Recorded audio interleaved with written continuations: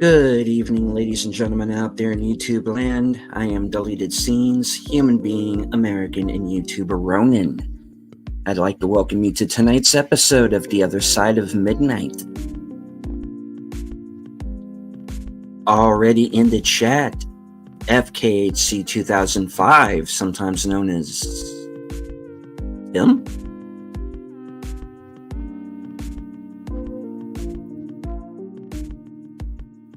JPRPH1, channel member. The tired midnight blogger himself, channel member Curtis Selby.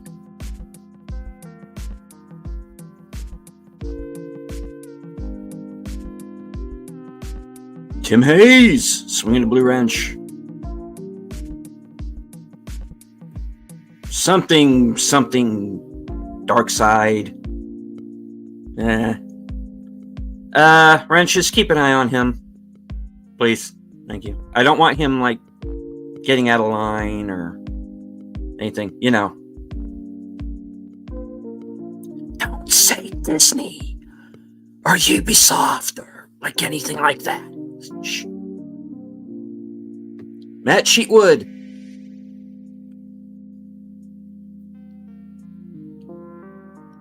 Faithful Blue Wrench.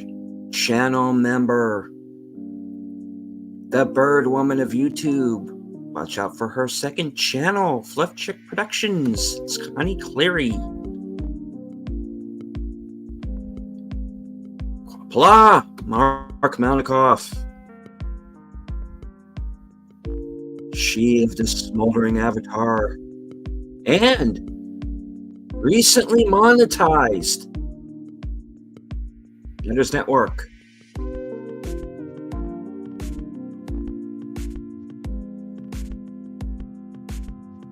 Friend of the channel, Matt Sheetwood. Logical Spark in the house.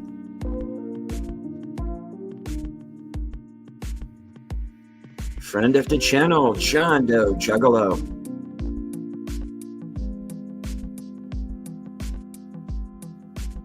Jonathan Conroy has joined us. Hello. Yes, hit the like. Shout out the stream. Daniel's Hot Topics.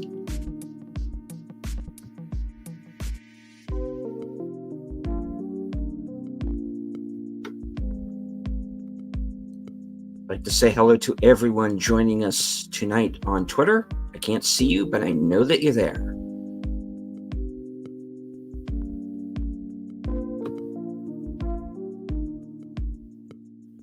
Joining me this evening, the Bird Woman is here, ladies and gentlemen, Connie Cleary. Heidi ho! Happy Halloween! Tim Hayes.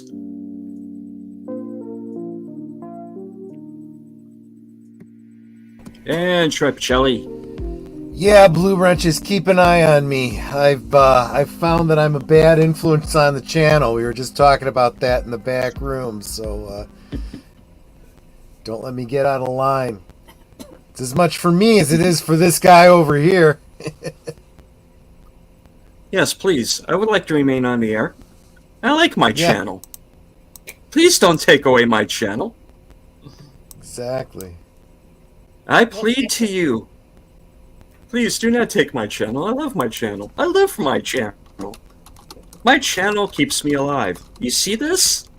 I grow this because I only pay attention to my channel and not to myself. Or words to that effect. I'll stop now. All right.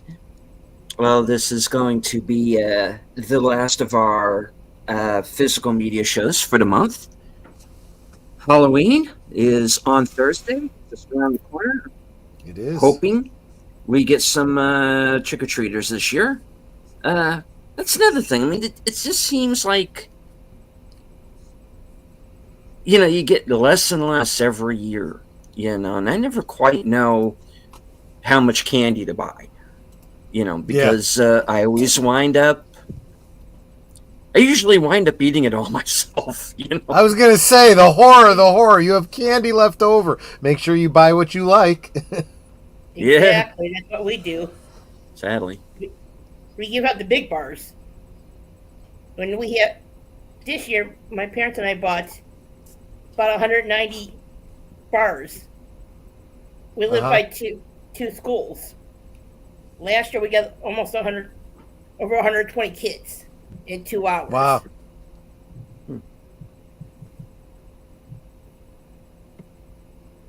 So what is everybody's favorite Halloween candy? What if you were to pick one or two types of candy for Halloween, what would it be? Hershey's and Kit Kats for me. Hershey's and Kit Kats? Mm-hmm. What about you guys?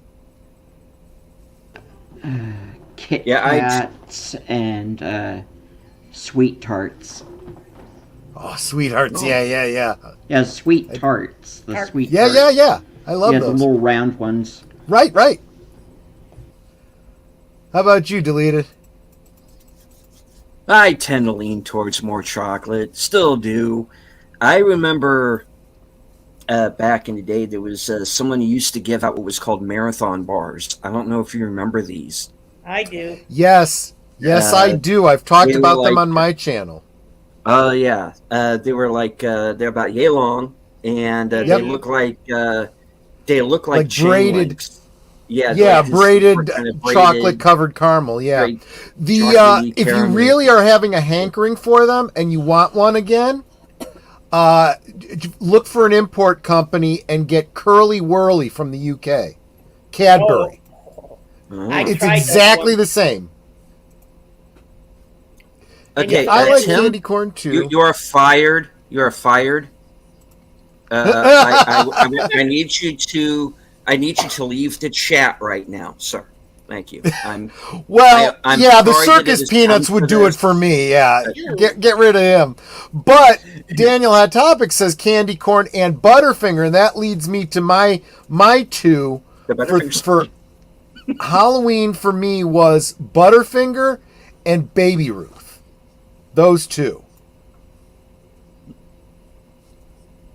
Don't know why. But everything else besides the circus peanuts that everyone has said, I'm totally good with. Why do they call the small versions of candies fun size? The fun is when you get the big ones. If you got a full-size candy bar, that's the house you told everybody about, and that's where everybody went. That's how it's over by me. Once they found out that I was giving out the big bars, that's why I keep getting more and more kids every year. Yeah. You get to be known as the house with the good candy, you know? Bingo. Of course, that also means that you get to be known as the house. Yeah, don't toilet paper that house. They're the good guys. Mm-hmm. And also, my front yard is decorated every year for Halloween. Yeah. Every year. So I always get compliments from everybody about it. Bonus for me. Used to do that when I was growing up. Deleted, remind me on Tuesday to share about my Halloween lawn decorations that were Twin Peaks inspired. Oh. That's a story for a Tuesday.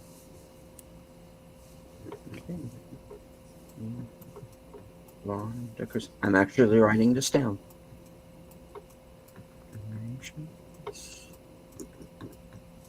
Tuesday.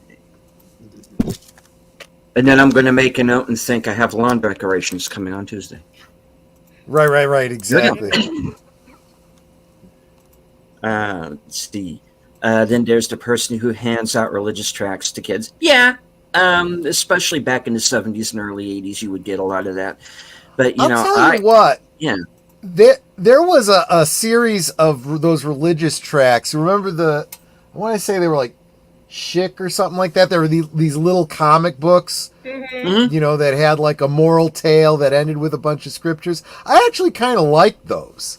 I actually thought those were pretty cool. That was just my opinion, though. And you would find them in the strangest places, like public bathrooms. Yeah. You know, I found one recently at work. Just kind of left behind in the bathroom. You know, it's like, okay, fair enough. We're back to this again.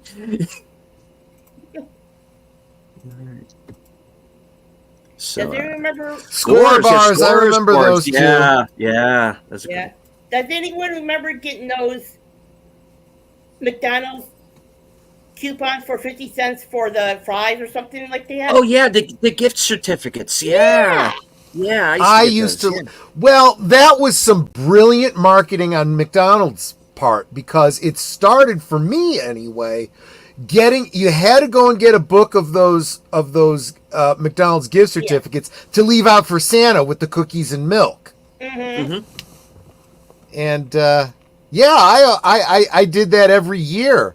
I also thought it was cool that for some reason somebody must have given us some gift certificates from McDonald's, because we always had McDonald's gift certificates to use up after Christmas. Just a coincidence, I guess. And Mark is saying, Nuk dak gooch da po tadak nang pu. And he's saying, where do you keep the chocolate, humans? I'll never tell. It's a good question to ask when you go trick-or-treating. You can't tell. I guess that would be the that would actually be the Klingon equivalent of trick-or-treat. Where do you keep the chocolate? On the subjects of religious tracts, my wife and I were discussing starting a new religion. Ah, yes, this was, of course, feel like there is a. I was gonna say, I feel like there's a punchline there that we're waiting for. It's a tax dodge. I mean, come on. What else would it be? All right. Tim says they're like, go to hell. What does it actually mean, or trick or treat? Yeah. Okay, the way of truth, and the truth is we don't really know what happens after death. We don't know what the Creator wants for us, or if they even exist. Doesn't sound like a very marketable religion, though. Age-old question. Oh, there are tax here we benefits. go. So And there's the point. tax Yeah. benefits. Yeah. Okay, I see the upside there. Yeah. The oldest candy bar is still being sold by Cadbury to Fry's chocolate cream since 1847. Nice. That sounds yummy. Netter, can you add that one to our list from the importer? Fry's chocolate cream from Cadbury.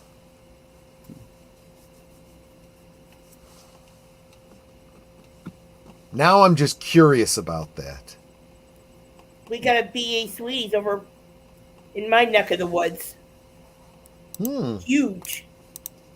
It's always a different kind of candies, especially the older ones you don't see around anymore. Yeah. It's worth a trip. It's like in the Parma area. Logical Spark says there is a site called Bulk Candy Store that has the Marathon Bar. I'm wondering if it's the same Marathon Bar, though, because I think there's another Marathon Bar from England that is actually something different. Mm-hmm.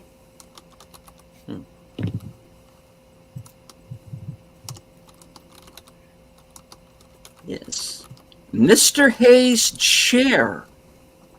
What was your favorite Halloween candy, sir? Sorry. I'm sorry. I do that every time you get up. I'm sorry. Okay. All right. Serious? We have to get back to the show now. Okay, so like I said, okay. This is real quick, just to finish off that topic. There is a Marathon Bar currently. It is a Marathon protein bar from Snickers. That's actually something different. It actually sounds good, though, but that's, not the same thing. Sorry. Yep, go on. Justin Kayla, some good stuff, of course. By the way, the Klingon killed all the gods. Ouch. Well, it didn't work out too good for them, then, did it? All right. Their still favorite scary movie franchise was Halloween. And 78 is my favorite. It's too bad Michael Myers died in 2022 and Halloween ends. I hate it. Yeah.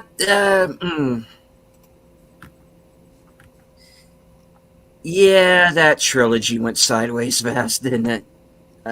We Sin and I Yeah. were talking about that last week on the Halloween watch party. We did my only two Halloween films, Halloween 1 and Halloween 3, Season of the Witch, because I believe what John Carpenter originally planned, it was supposed to be an anthology. The idea of a sequel that continued the story of Michael Myers is anathema to me.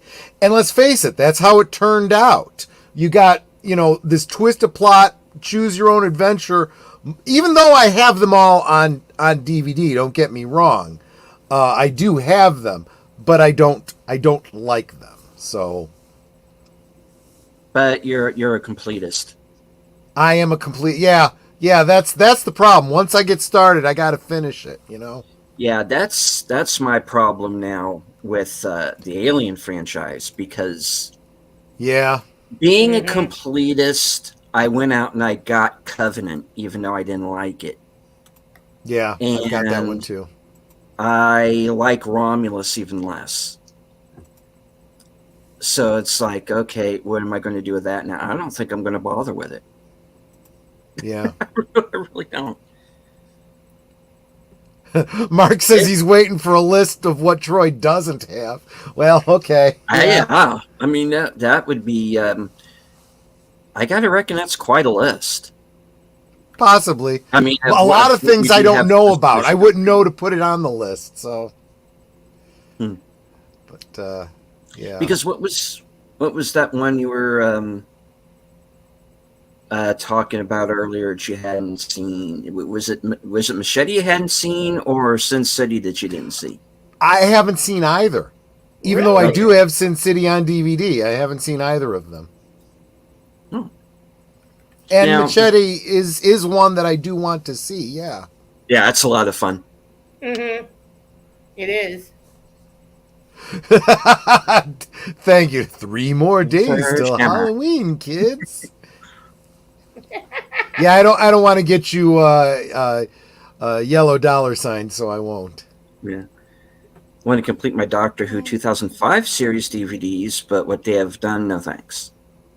Well, yeah, I went as far as the end of the Capaldi run and then just stopped. I just quit. I tried watching The Girl. Hell no. Yeah. I refuse. To me, that Dr. On is dead. Yep. Completely. From Capaldi all the way to Hartnell, yes. Yeah. Once it became Dr. Her and Dr. WTF, that's not Doctor Who anymore. No, it's not. Well, one thing that was funny, because I'm not talking out of school here. You brought this up on Geeky Geezers. Was supposedly it was in either a Machete or Sin City, where supposedly they CGI'd clothes off of Jessica Alba. I don't know if that's true or not. She's not naked in either one of those movies that I recall. Oh, okay. Then really maybe it's another movie entirely. I don't know. But what I was thinking of was something really funny. I was working at one of the local Walmarts at a time. A movie called The Singing Dictionary came out on video. I thought you were going another way with that. Singing Dictionary. Now, this was a movie I had never heard of. It was an independent, pretty much straight-to-video film. But supposedly Jessica Alba has a nude scene in that film. But it's not her. It's a double. There you go. So here are all of these young guys, right? And a few a little bit older, who are showing up to Walmart once that movie came out, looking for it, and we have to explain to them, guys, it's a double. I would just sell it to them and take the money. I would too. Well, yeah, in retrospect, but we know they're not going to, so anyway, it's what it is. The Machete movies are fun. They are. I didn't see the second one, though. The Machete Kills. I didn't see that one. And there was a third one that was supposed to go out into space, but they didn't do that one. No. Doctor Who can go the way of Flappy at this point. Leave Flappy alone. Leave Flappy out of this. Peter Capaldi is my favorite new Doctor. Jodie Whittaker is just nice to watch. Well, I mean, I'd seen her in a couple of things before she was the Doctor. I didn't have any problem with her nose. Attack the Block, which also has John Boyega in it. And I actually do kind of recommend it. It's kind of like The Warriors meets Independence Day. Meets The Raid, because it's inside this apartment building. That was good. And there was an American version of it with almost the same cast called Broadchurch. Mm-hmm. That was like a murder mystery series, and she's in the British version of that. I don't remember if she was in the American version. David Tennant is in both versions, and I think they had a lot of Doctor Who people in that show because the guy who played the priest, I think, was a companion, and there was some others, but it was very, I don't know. I guess they just don't have very many television actors left in Britain, but guess that show seemed to have a lot of the same people in it. But so I didn't mind her in those shows, but I don't know what they did. I don't know how much of it was her and how much of it was just the writing. I'm not a Doctor Who guy, so I didn't really watch it. All that I can say is that because of a movie called Venus from 2006, I can honestly say that Jodie Whittaker is the only Doctor that I've seen nude. Just saying. Just saying. Okay.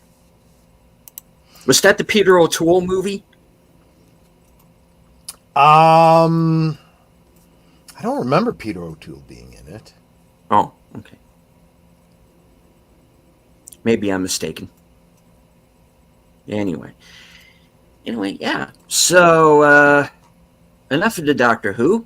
We'll go on to the main topic of the night, which, of course, is continuing our physical media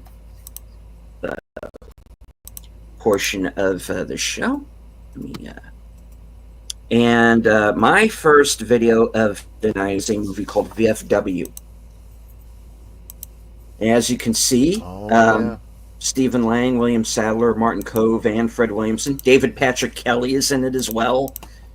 And it's about a group of Vietnam vets who wind up having to fight off basically these drug-fueled zombies for about 90 minutes. And it's pretty much what you think it would be with this group of actors, shooting off all these one-liners and these insults at each other, meanwhile fighting off the zombie horde that now has them surrounded. And it's a pretty decent movie for what it is. Kind of a mid-budget horror movie. Kind of didn't really get much play. It's one of those. I think Shudder. I think this is pretty much where I first started getting involved with Shudder. Yeah, because the Shudder stickers on it. So that's when I first became aware of that streaming service. This was kind of my gateway to Shudder. Was VFW. This was kind of like their first big movie that I was aware of that they were really getting behind. So if anybody has a chance, pick it up, give it a look. It's a fun one. It's not the greatest movie ever made, but it's not the worst either. It's it very much does have that kind of grindhouse kind of look to it, like, this could have been like the third. If the Grindhouse were a triple feature, this could have been the third feature. So Interesting. yeah. So that's my first pick.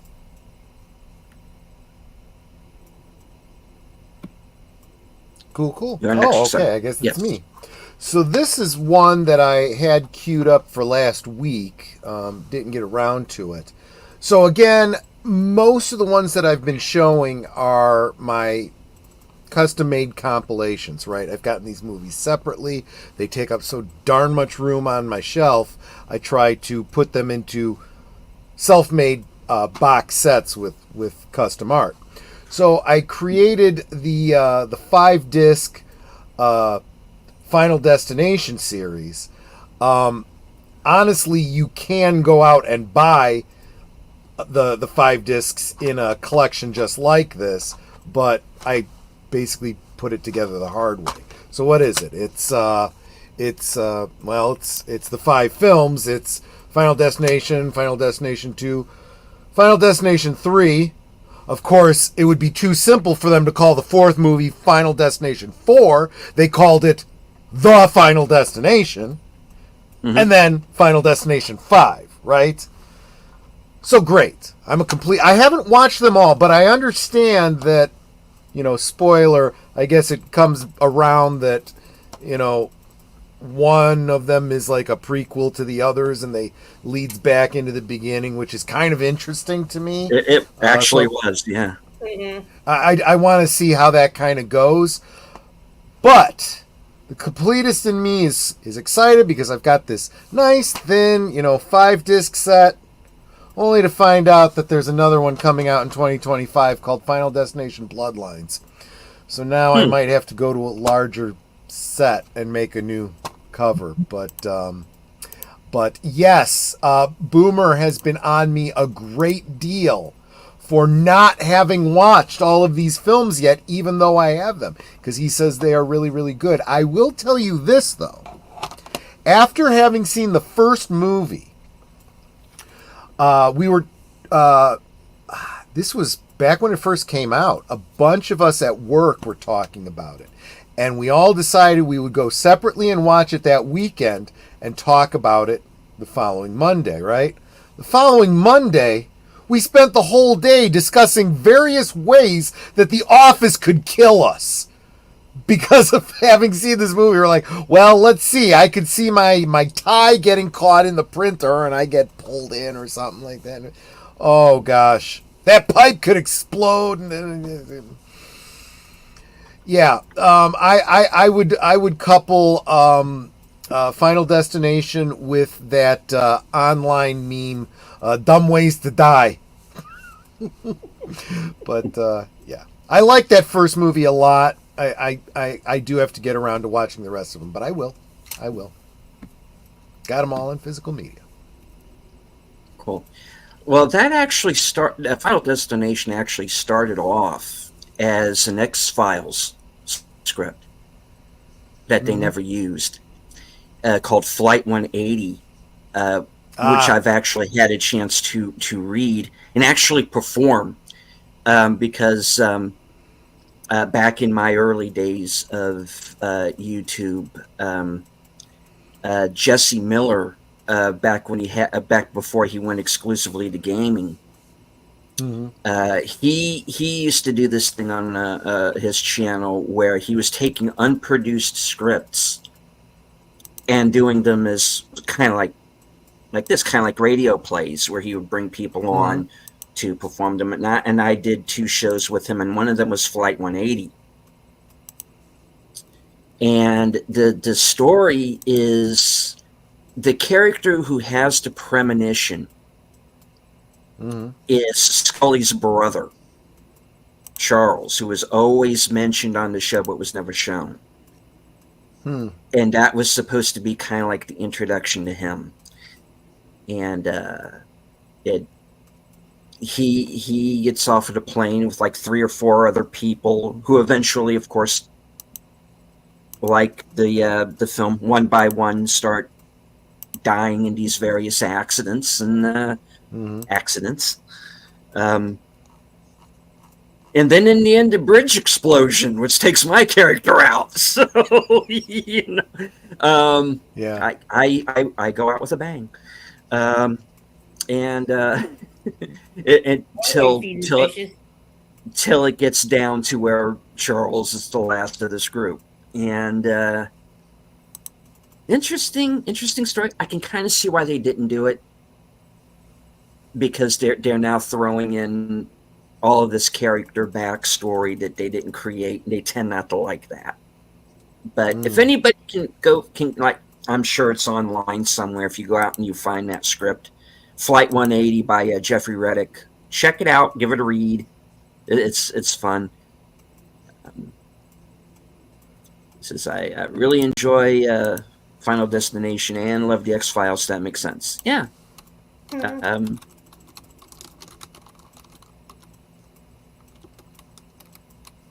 right. So, Connie, I understand you have something that you wanted to show off.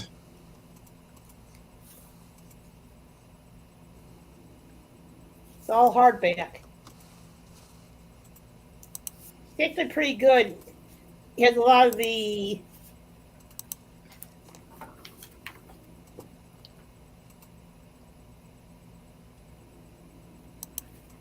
in the cartoon version that was out is closer to the characters in this book than the other one.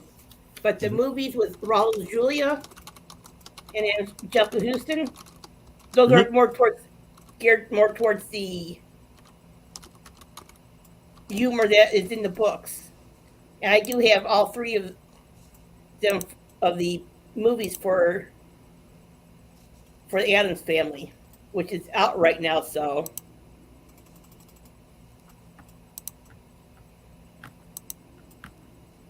nice. Yeah, the movies, especially the ones with Raul Julia, they're a lot of fun. He was just he's so nailed that character. yeah. Everybody was good, really, but I was like, oh, he's such a lady killer, acquitted. Yeah. You know. Like granted, the series, the '60s series was a little campy. I enjoyed it, but those three movies right there embodied the book. That I have right here of the comics. I love it. That's me.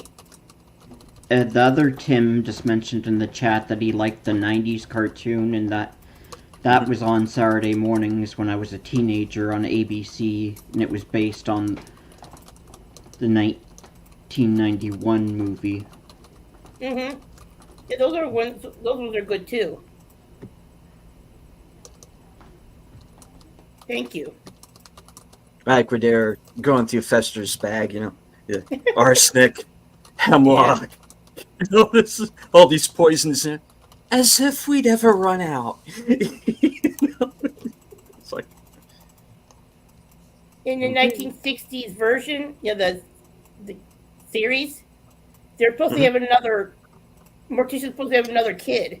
They want to name it Pubert, but back then, with the censorship, they couldn't do it until the movies came out. When she found pregnant and able to name the kid Pubert. All right. Yeah. All right. Tim, what do you have for us, sir? Oh, okay. Now I'm unmuted. Yeah, last night I finally watched this Blu-ray edition of Mark of the Vampire, starring Bela Lugosi, Lionel Barrymore, Lionel Atwill, Elizabeth Allen, Jean Herschel, and Carol. Let me see if it. No, they don't. Oh, it was Carol Borland. It's the talkie remake of the lost silent horror film London After Midnight. And And it's more of a murder mystery than a horror movie, but I think since MGM was able to get a hold of both Bela Lugosi, who was in Dracula for Universal Pictures, plus the director Todd Browning, who directed Dracula, I think they put as many references to the Universal Dracula into this as they could. And this is just a 61-minute little B-grade murder mystery horror movie, so they added in a bunch of references to Dracula and to vampires.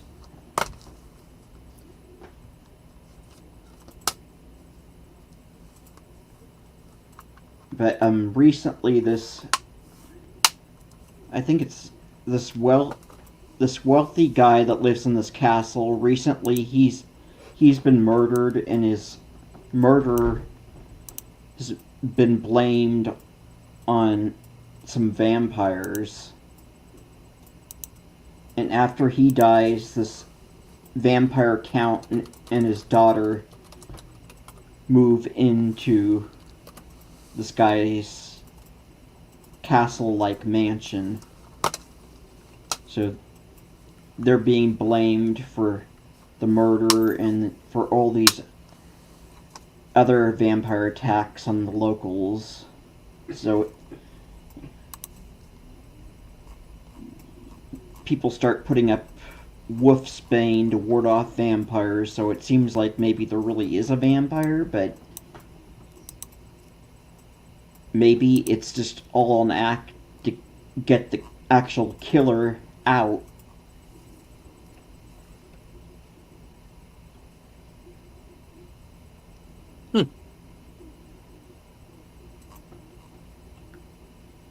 And I'm sure Lugosi has nothing to do with it. Mhm. Nothing to do with it at all.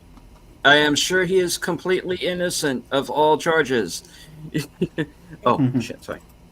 All right. Yeah, and there's a few extras on here. It's got audio commentary on here that was on the DVD version along with the trailer, but they added in a couple other extras. They added in a Crime Does Not Pay little short crime drama film called Thrills for Thelma, about this recent college graduate girl. She hooks up with a thief who holds people up behind like a mask and with a gun. So she's in prison and she's telling people who are visiting the prison how she ended up in prison. But that really wasn't that interesting of an extra on here. But I like that they added it in a little MGM cartoon on here that's in Technicolor called the Calico Dragon. That was a bit more fun seeing classic cartoon on here as an extra. But I've never listened to the audio commentary, so I still need to listen to the audio commentary. But I've seen this movie a number of times via Turner Classic Movies. So who's on the commentary? Let's see. Genre historians Kim Newman and Stephen Jones.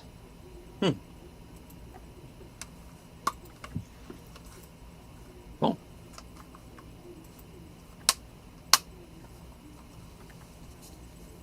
But it has the same director as Dracula, Todd Browning. And then Bela Lugosi, who was Dracula's in this as well. And yeah, Todd Browning also directed Freaks in 1932, which had the real-life circus freaks in there. Yeah. Yeah. Mm-hmm.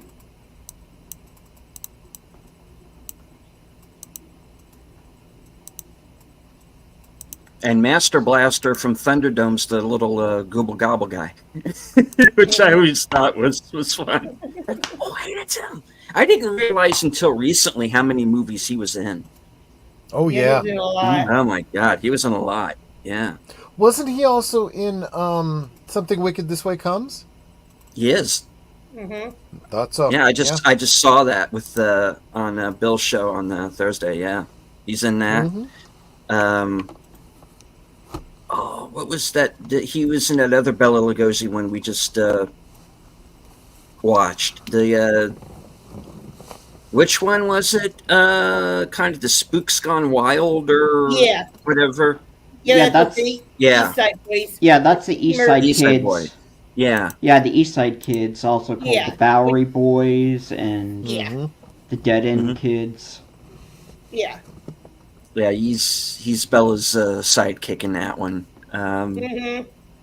I think he's a sidekick in a couple other ones, and the Oh, one I'm sure he is. one, Scared to Death, he's Bella's sidekick, and then The Corpse Vanishes, he's this little dwarf assistant to Bella and his wife.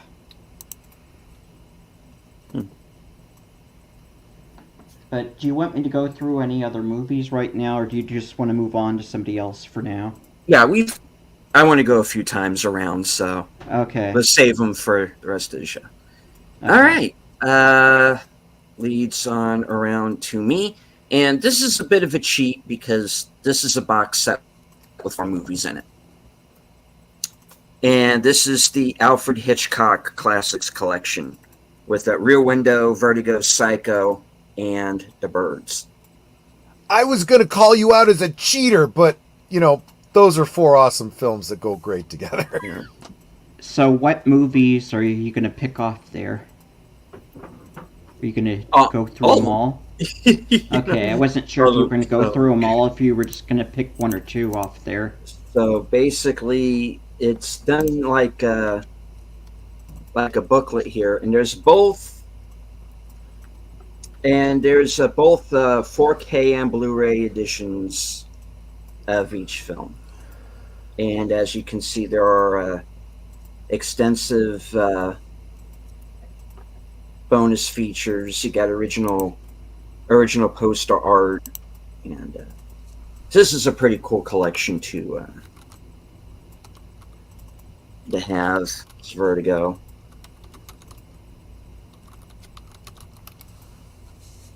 Psycho. And there's 2 versions of Psycho. It's the original extended edition, and it's also the TV edit. So, not that there's really much in it to, cut out or anything, but because the movie really doesn't show anything. It's more implied than anything else. And of course, The Birds. And if I want to talk, if I want to go into one to talk about, it is The Birds, because that's the one to me that always seemed, there was always something very off about it to me that I could never quite, even now, put my finger on. And my dad, who was always somebody he was a very, very blunt kind of guy about certain things. I asked him, there's something about this movie I don't get it. Yeah, she can't act. And I was like, yes, she can't, but there's something else. And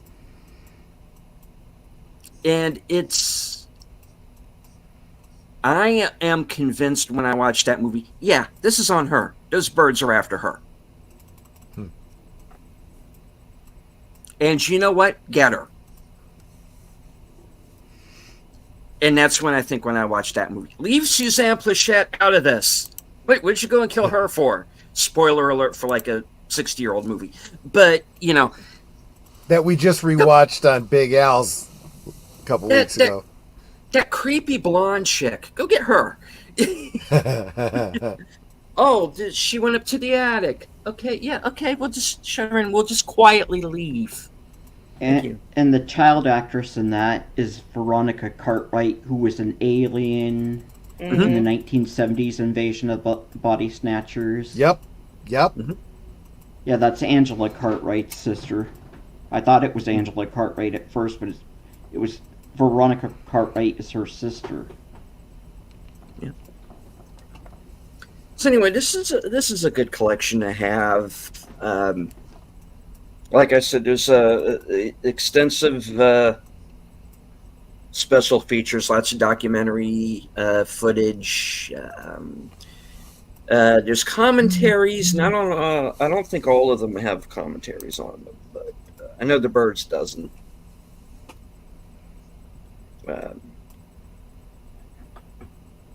Psycho does,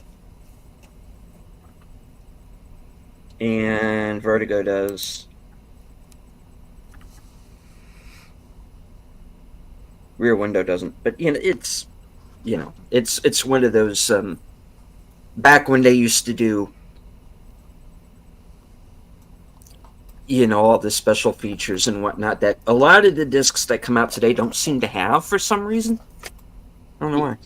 There's a lot of discs that are very, very bare bones.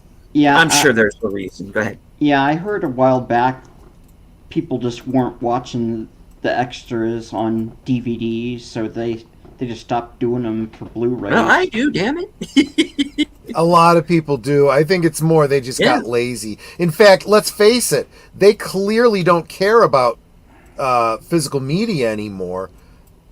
And I think that's just one other indicator of it. Yeah.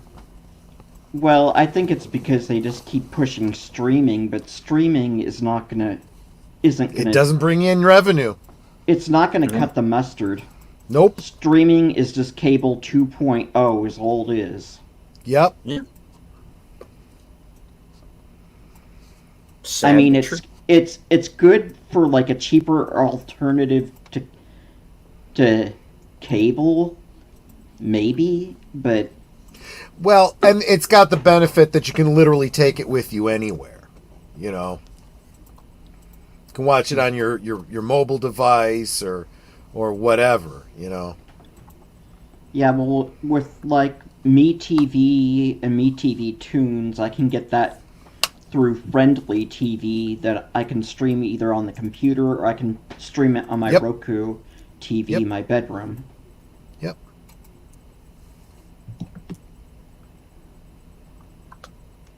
True. Yep. All right. So, Troy, you're next. What is your next selection, sir? So we were talking about, or I was talking about Halloween and how it's a choose-your-own-adventure and very, very complicated. Well, I happen to also very much like another franchise that is even more of a choose-your-own-adventure. And trying to be a completist about that one is a project. So let's start with my Trilogy of the Dead. Okay, which includes Night of the Living Dead, Dawn of the Dead, and Day of the Dead.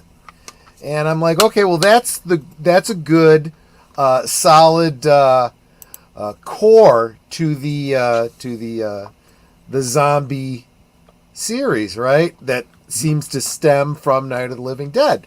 Come to find out, somebody told me that there is actually a fourth one in this series called Land of the Dead, which I now have to get, which I can actually fit into this case. So I will eventually be continuing that. But then there's kind of a side to this. The second disc in here is Day of the Dead. Well, apparently there's a Day of the Dead 2 Contagion.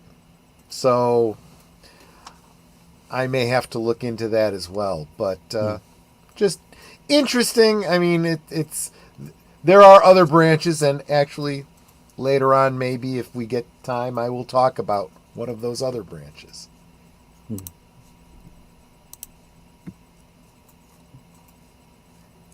Yeah, I'm not positive if, and somebody either here on the panel or in the chat, please check me on this if I'm wrong. I'm not positive that Day of the Dead 2 Contagion necessarily counts I think Yeah, that's it's like not a side direct thing. sequel or related, but it's one of those ones that it's tangentially related. And Yeah. being the completist that I am, I still feel like I kind of have to. So And there was a Day of the Dead film like a few years ago that I'm not sure if they're counting that as a sequel or a sidequel or not, or what they're doing there. But, well, that's the remakes are all entirely separate. Remember, there's a remake of Night of the Living Dead. There's a remake of Dawn of the Dead, and there is a remake of Day of the Dead.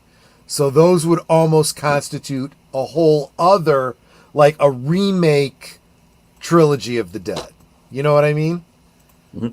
And I'm working on that too. And then Return of the Living Dead, doesn't that parody Night of the Living Dead? It absolutely does, and that'll be my next one.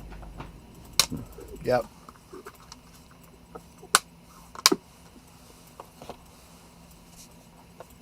All right. So Connie, you said all you had was for tonight was the book, correct?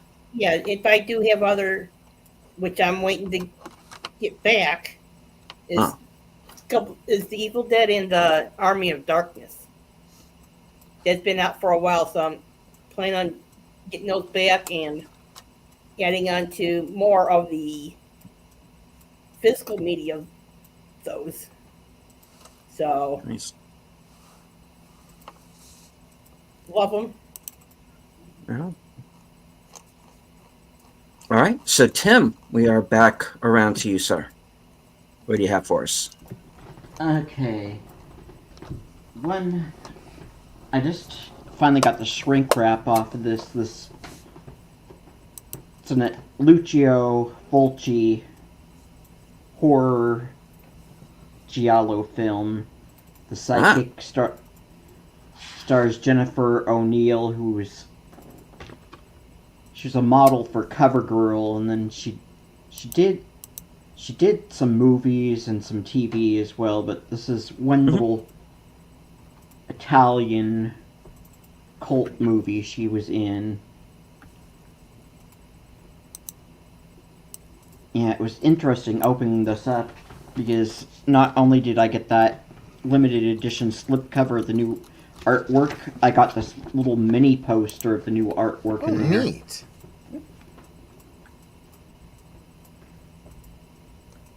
Cool. Yeah, it came out in Italy in 1977, the same year I was born, but I believe this didn't get released in the States until 1979. But, yeah, it's from director Lucio Fulci, who directed Zombie and The Beyond,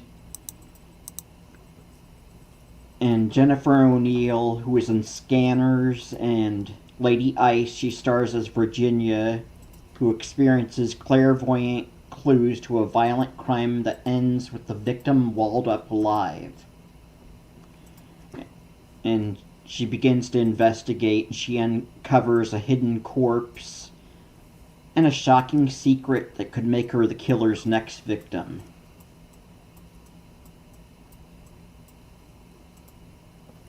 So, Jennifer O'Neill just plays this woman that's had all these psychic visions since she was a child. It starts out at the beginning of the movie where she's a little girl outdoors, just walking along with her school teacher and classmates on a field trip, and she has this vision that her mother's going to commit suicide by going over a cliff, and she's all worried about her mother, and her mother does commit suicide by going over a cliff.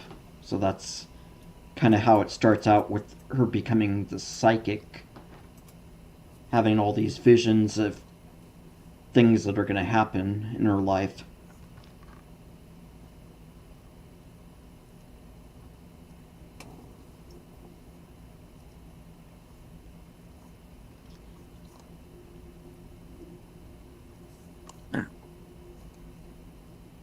Alrighty. What year was that made? I don't recall. Well, Is it 70s era, 80s? It's the 70s. It came out in Italy in 77, but it didn't get released in the States till 79. It's also called Death. I think it's called like Murder to 6 or 7 Black Notes, I think is the original title of it. Oh. But it was released in the US as The Psychic.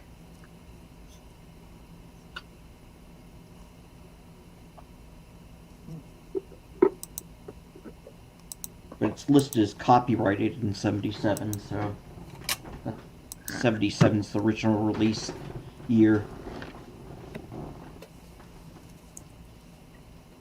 Cool. Alrighty. Well, I was not going to bring this out until a little bit later on, but since we have already kind of partially mentioned it, I don't even have the plastic off of this yet. Huh. Hold on. Thought I did. Talk amongst yourselves. Hold on. Help! Okay, what's All right. Okay. This is the. All right. This is the Criterion edition of Night of the Living Dead, and of course, this is the granddaddy of zombie films. Of course, there's the back, all the special features on it, and 2-disc set. Well, 3 discs actually. Blu-ray, 4K, and the special features disc. And there is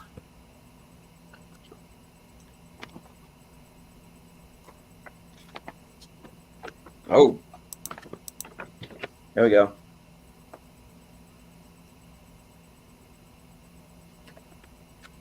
And there's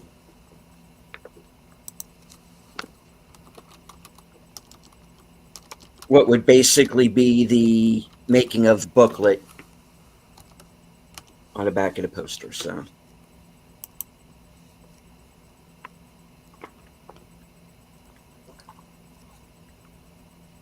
all right. Now I remember first seeing Night of the Living Dead on AMC. Before AMC became what it is now. It used to just be, they would show movies, there would be a host segment before and after, and there would be like Bob Dorian, Nick Clooney, Ben Mankiewicz, before he went over to TCM. And actually, he was like a weatherman at one point locally here where I live. So that's where I knew him from. And Ben Mankiewicz? Ben Mankiewicz. Yeah, and I know Bob Dorian wasn't really a film historian like some of these other hosts. No. But he would he did host segments on AMC back in the day. This is back before they started doing series like Walking Dead and stuff like that. This is what they were just exclusively showing movies. Yeah, it was more like Turner Classic Movies where they would show them without commercials, and it was mainly older black and white movies and some Technicolor, but I heard that they mainly only had TV prints for some older films, so they did do some restorations on some films, like Alfred Hitchcock's Vertigo was one of the films they restored. And then I think one of the last films they restored after they became more of a basic cable channel was The Good, the Bad, and the Ugly. Wah, wah. Anyway, so back in the day of AMC, is like they didn't really show any movies that were like overly graphic or anything. So I didn't expect that from them. So when I saw Night of the Living Dead, understand, had never seen it before. And I was good. I was fine. I was like, oh, this isn't that scary. And then they get to the quote unquote the cookout scene. And this is after the kids have been blown up in the truck. And Keith Wayne, who's the young fella in the movie, I think he lived down here for a little while too. Because I ran into some people some years back who knew him. And Didn't he commit suicide? sadly, yeah, he did. Yeah, I guess he fell on some hard times, and it's kind of the wheels kind of came off the car for him. But yeah, unfortunately, he did. And anyway, I was fine until they got up to that scene, and then I was like, "Oh, but they're going to cut away. They're not cutting away. Oh my God, they are not cutting away." You know, and you're just like, you know, they're just like these, you know, and they're all like, I get it, they're all sausage links and all, and just people just like chewing into these various little pieces, and people walking away with like arms and legs. I'm like, oh, And an interesting thing I am about not okay. An interesting thing about that movie, since it was shot in black and white, just like Psycho, they used chocolate syrup for blood, since it would look like blood in black and white. Well, yeah, It was yeah. like Bascos or something like that. They used it. Used it. You know, but, you know, I'm watching this and I'm going, I understand. Okay, obviously this is not real. I know the difference between what's real and what's a movie. I would like to go now. You know? But unfortunately, we're 15 minutes away from the end, and I want to know how this ends. Doesn't end well. You know, and it was, I think, the first movie I'd ever seen where nobody's left at the end. So I'm getting hit between the eyes with that. It's like, no, I kind of want to see these people get away, and they're going to get away, right? Because And somebody when I- else gets away, and When I was in high school, there was one other guy in my class who saw that movie, and that movie just pissed him off that nobody lived till the end. So when that movie got remade in 1990, he was happy that they remade it to where at least one person survives the film. No such thing as a Hollywood ending. Right. And Mark has just discovered Tubi. You're welcome, Mark. okay, Sorry, Julie. have fun with that, because I keep being told you can find this movie on Tubi, you can find that movie on Tubi, and then I go looking for that movie and it's not there. Don't go to Tubi looking for specific movies. Go to Tubi and say, what's on Tubi? That's how you watch it. And oftentimes you'll find some movies that you didn't know existed. You may like it, you may not. We'll see. That's how I found out with Mr. Punch recently. Yeah. I came across it the one day, and I thought, what the hell? I watched it. Like, different. Yeah. All right, so Troy, what is your next selection? Yeah, so a lot of people have been saying this in the chat, and this was the obvious follow-up. This one is a complete one. The collector's edition, or my collector's edition, of the Return of the Living Dead collection, I suppose, is how you would you'd have to say it. So it's let's see here, it's Living Dead, 85, Part 2, 88, Part 3, 93, and then it's Return of the Living Dead, Necropolis, 2005, and Return of the Living Dead, Rave to the Grave, 2005.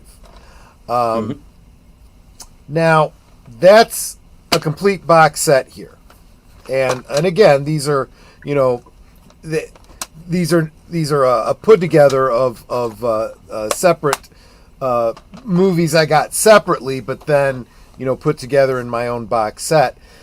But there are rumors about a sequel, or at least a reboot of the franchise, announced back in 2023. I don't know if that's still going to happen or not, but I might have to start all over again.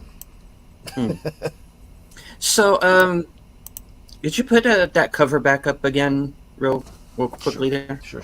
Mm-hmm. All right, so hold on, let me go to the... all right, so you have, it says in there, The Dead Hate the Living. And there actually is a movie called The Dead Hate the Living that, if I recall correctly, was pretty decent. That was kind of like a low-budget... is it related to this series at all? No. Not to mine. It's a separate thing, I believe. But I think that the creature that's on that cover there was also from that film. So. Oh, interesting. I just wanted to point that out. Yeah. Oh, that's kind of neat. This is what I'm talking about. It's custom artwork. So Mm-hmm. This is not something I am reselling or anything like that. This is my own personal collection. In fact, all the discs inside were our originals. I'm just putting them together in a box set with custom artwork. So, yeah. All right. So, since Connie doesn't have anything else, I think we're going back around to unless you do. I'm just planning on acquiring some of the older movies. Like with the Universal. Not a bad idea. Yeah. And for what I'm missing, especially with the Hammer Horror. So I'm slowly working on that. So make up what I need to get and everything else. So can't wait. Cool. All right, Tim. Okay. Next one up is Spanish import. The Werewolf versus the Vampire Woman. Cool. Yeah, it stars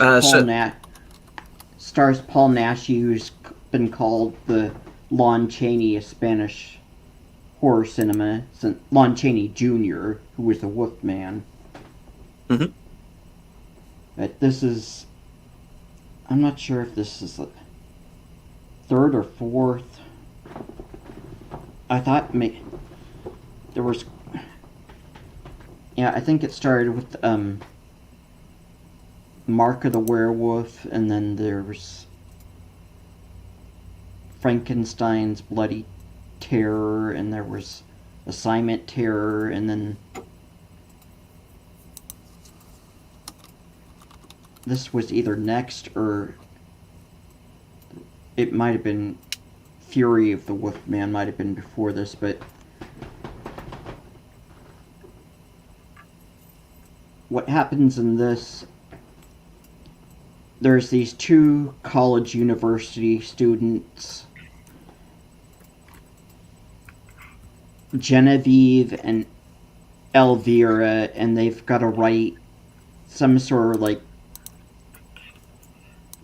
graduate degree paper on Countess von Dasa,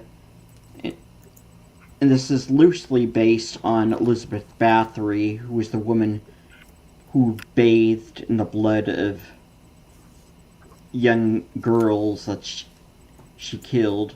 But in this, it's Count Von Dasa, who's this vampire witch. She would have somebody kill young girls, and then she would drink their blood to stay young. And what happens to her is her lover finds out how to kill her, and he stabs her with a silver cross. So she gets buried with the silver cross in her, and so Elvira and Genevieve, they go looking for her tomb, and they make the mistake of digging up the corpse and taking the cross out of the corpse.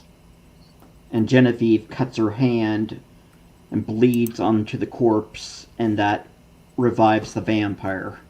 So it goes from there, and then what turns it into the werewolf versus the vampire woman, they meet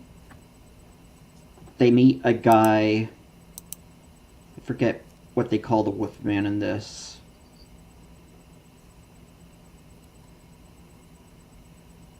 It's Paul Naschy. Oh, Waldemar Daninsky is the character's name. And he, at the beginning of the movie, he was killed by being shot with a silver. He was killed in a past movie. He got shot with a silver bullet, and two doctors make the mistake of taking the silver bullet out, and it just happens to be a full moon, so he comes back to life and he kills them. And then the girls later meet the Wolfman during the day when he's not in the form of the werewolf, but then he has to help them destroy this vampire witch, since she wants to take over the world, since she's a devil worshiper or something. As they do. Yeah. But this got released in different cuts in the U.S. There's the public domain copy of the film that's on all those DVD sets, where it's not that much better than a VHS, where it's toned down to like a PG rating, but it's still a little bit bloody. But they take out all the nudity, but then the 4K Blu-ray. Oh, well, then I don't want to watch it. The 4K Blu-ray has the nudie versions. And I think it's more violent. But there's let me know where I can find that, please. There's a lot more. There's a lot more Spanish though on this, but it has English subtitles. So. Yeah. I remember not really being very familiar with him until after he had passed, and yeah, he was very much like a Lon Chaney, Vincent Price kind of figure to Spanish cinema. So he played Count Dracula in one movie, but he mainly played a werewolf in most of his movies.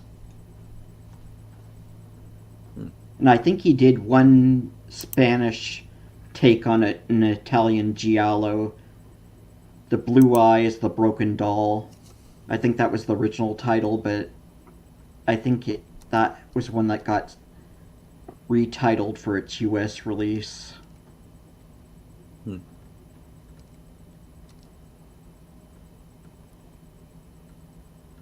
Cool. I keep thinking that it was called The Hands of Lorelei, but I think The Hands of Lorelei was the same movie as Horror Rises from the Tomb, where it's about a couple, this medieval king and queen that I think are like satanic, and they got beheaded in medieval times, and they get brought back, and they get revenge. They always get brought back. You notice that, you Yeah. know. You cut off the head, just run a stake through their heart or something. You know, what if it was just the spleen? You know, we can just, you know, the crawling spleen. You know, no, that would not scary. Yeah. Help me Yeah, out here, folks. I never understood why in some copies of the Dracula novel, why it says that they had to drive a stake through the breast of a female vampire, but then I realized, well, the heart's going to be between the boobs. Pretty much. But then I think in the original Dracula novel, after they drove the stake between the boobs of Lucy, they had to cut off her head and fill her mouth with garlic, and I think maybe they had to stuff the headless corpse with garlic as well. Something like that, yeah. Everything's better with more garlic. Mm-hmm. Of course. Damn right. Because that's the thing about some of these movies, is that there are not only different cuts from different countries, you have different titles. Mm-hmm. And then trying to sort through them all and keeping them all straight, you know. Because back in the day, I used to watch like a lot of kung fu films. And then there'll be like, you know, different titles, you know, from Hong Kong, different titles for like a Japanese version, should there be one, you know. And then in America, there would be different titles. Like, for example, I have a movie called The Hand of Death, which is an early John Woo film. And Jackie Chan is in it as a supporting character. But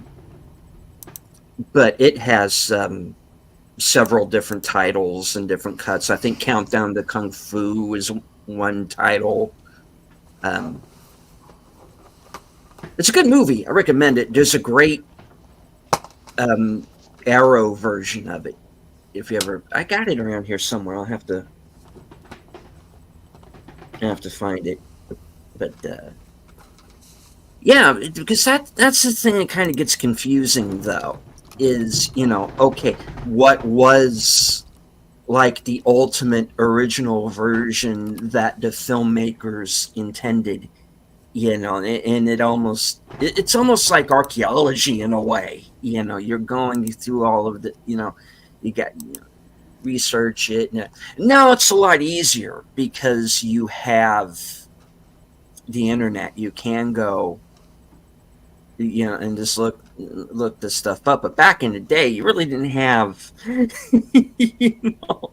you know, that luxury unless you knew somebody who was like a walking film library. You know,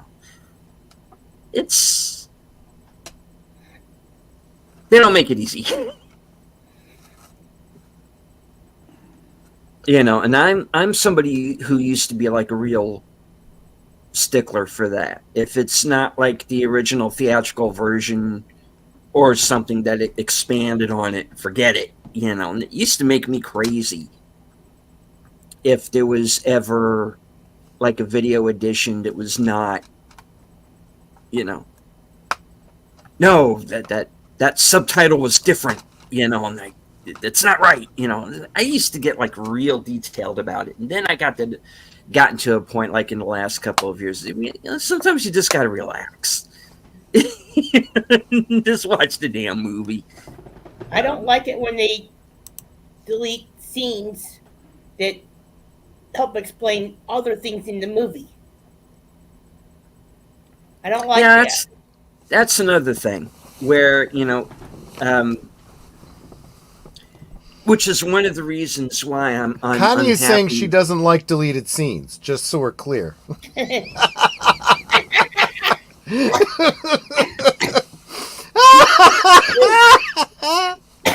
was waiting for you to say that. That's you to walk in. I'm sorry. I try to do the best show I can. Someone had to say it. Thank you. I'm sorry. I'm okay. He tries so hard. I know he does.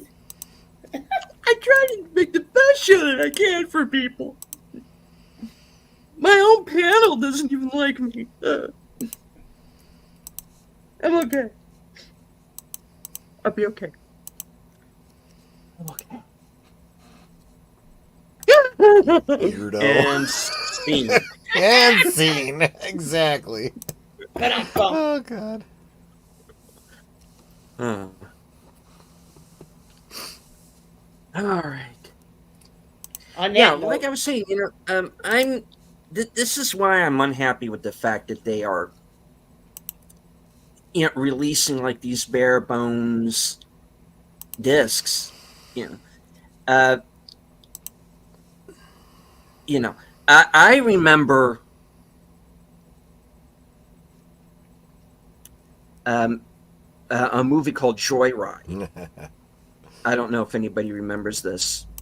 It was Paul Walker, Steve Zahn, Lily Sobieski, and they're being chased by this kind of crazed trucker.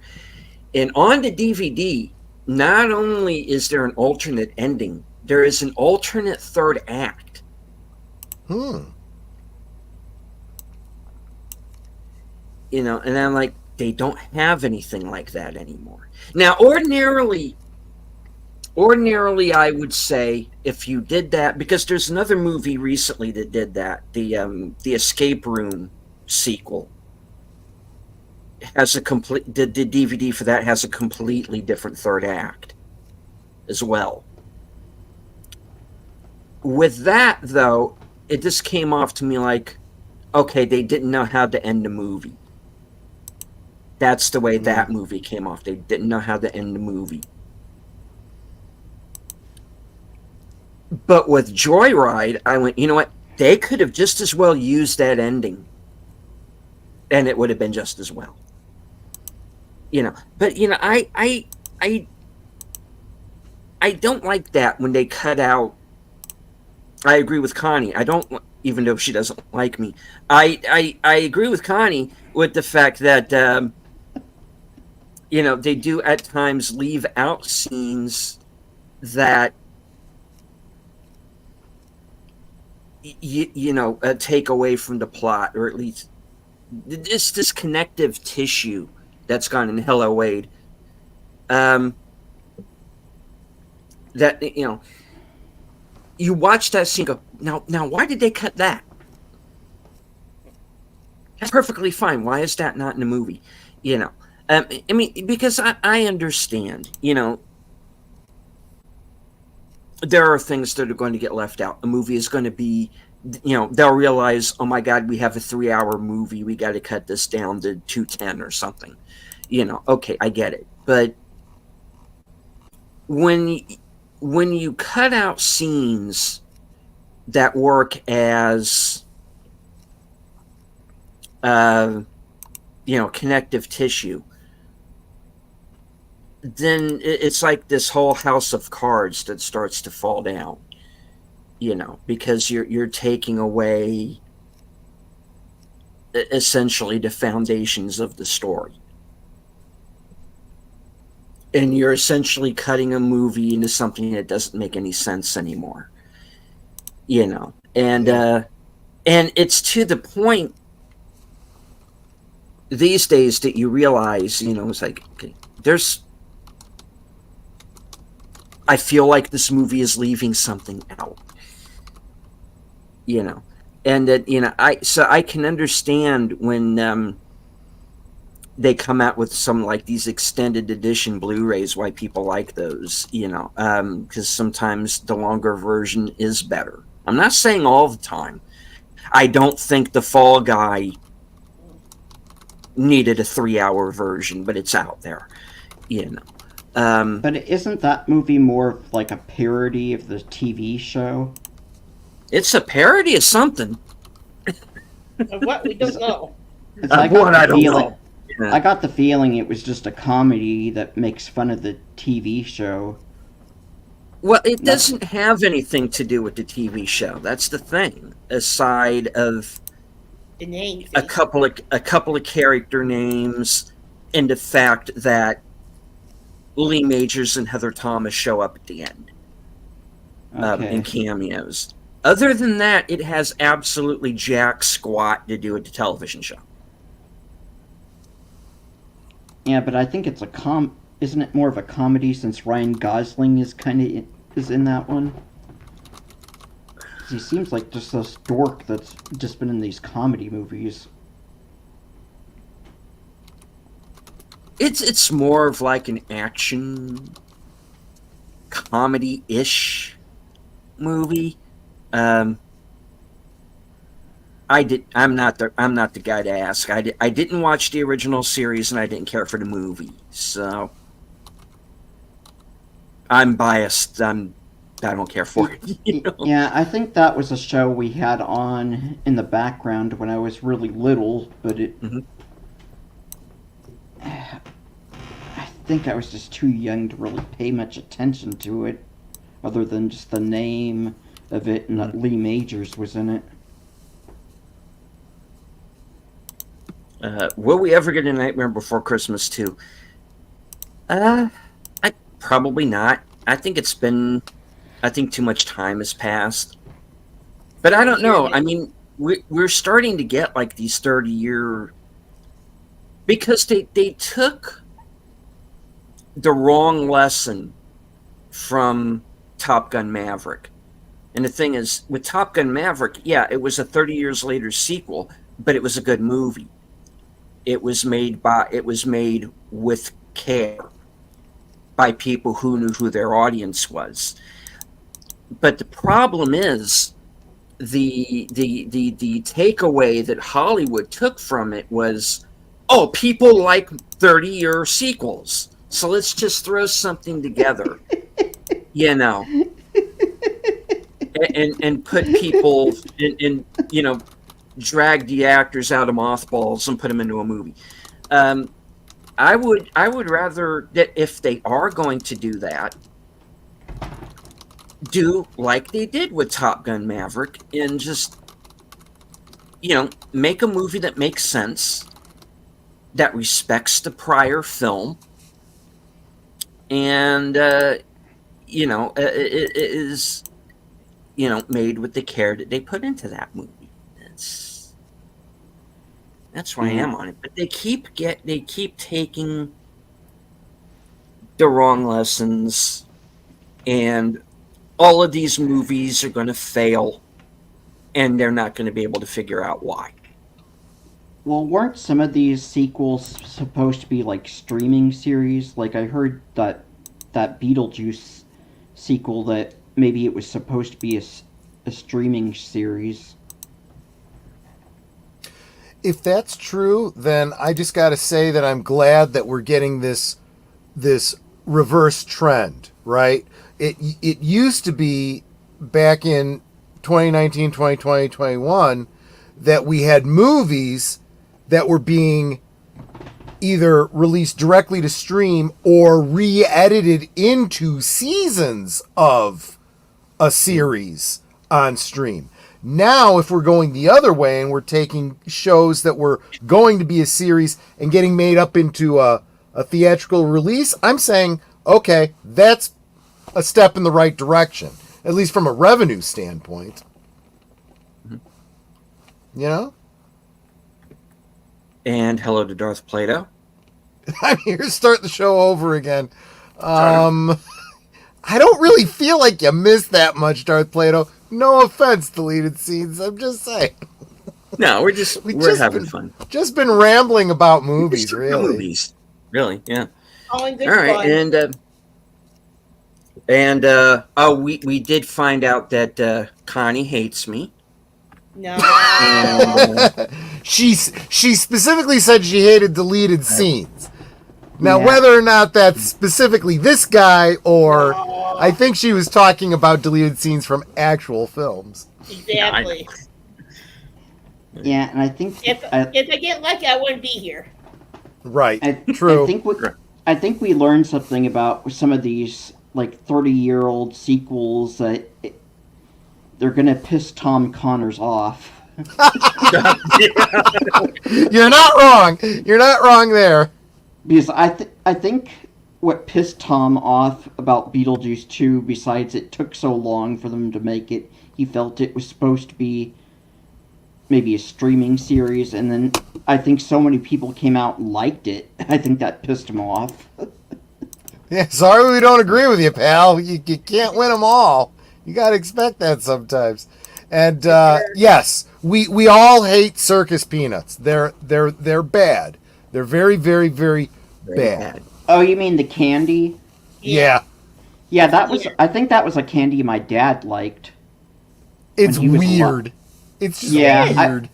I noticed it looks like they look like big old like peanut shells, but they look like they're made out of colored Marshmallow. chalk. Yeah. Okay. And they're like orange.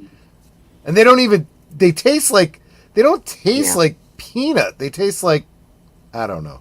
I don't know what they taste. Somebody gave me a bag of them once, and I let my dad have them because I didn't. That's the way to go. That's the way. Circus peanuts with ketchup. That's a lot of sugar. That's a lot of sugar. Yeah, see, I disagree with you there, Wade. There is enough people that like candy corn and the pumpkin candies and whatnot. I can't eat a lot of them. Maybe just a couple.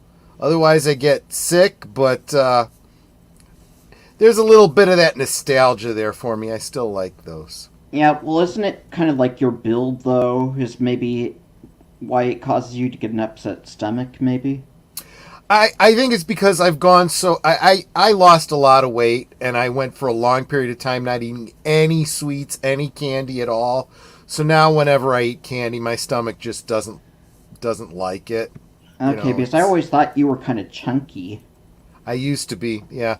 I was approaching 400 pounds, and then I lost about 100. Just decided I had to.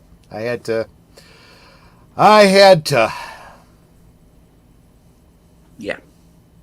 See, I get that it's a joke, Wade, but there's people that really, really don't like candy corn. I get it. Well, I think one of the main ingredients of candy corn besides sugar is honey. Is that right? Okay. I thought that's what I saw in the ingredients. That seems like a lot of honey. sweet. That's probably why I can only have a couple of the things. To me, it's so sweet, it makes me like I want to gag. That's one of the reasons I don't like it, just the taste. Am I tall? I think I'm 5'10".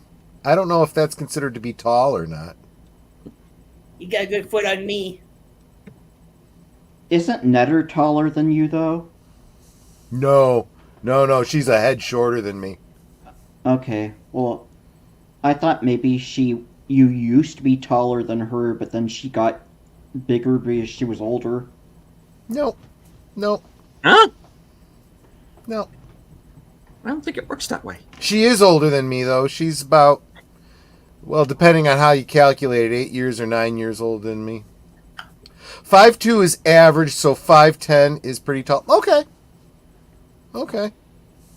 Yeah, I was surprised when I heard that she has a, I guess, a grown-up daughter. Mm-hmm. Yeah, her daughter's, gosh, she's well into her 30s. I think she's approaching 40 now. Mm-hmm. Yep. All right. Well, we got a few rounds left to go here. So I'm going to go ahead and take it.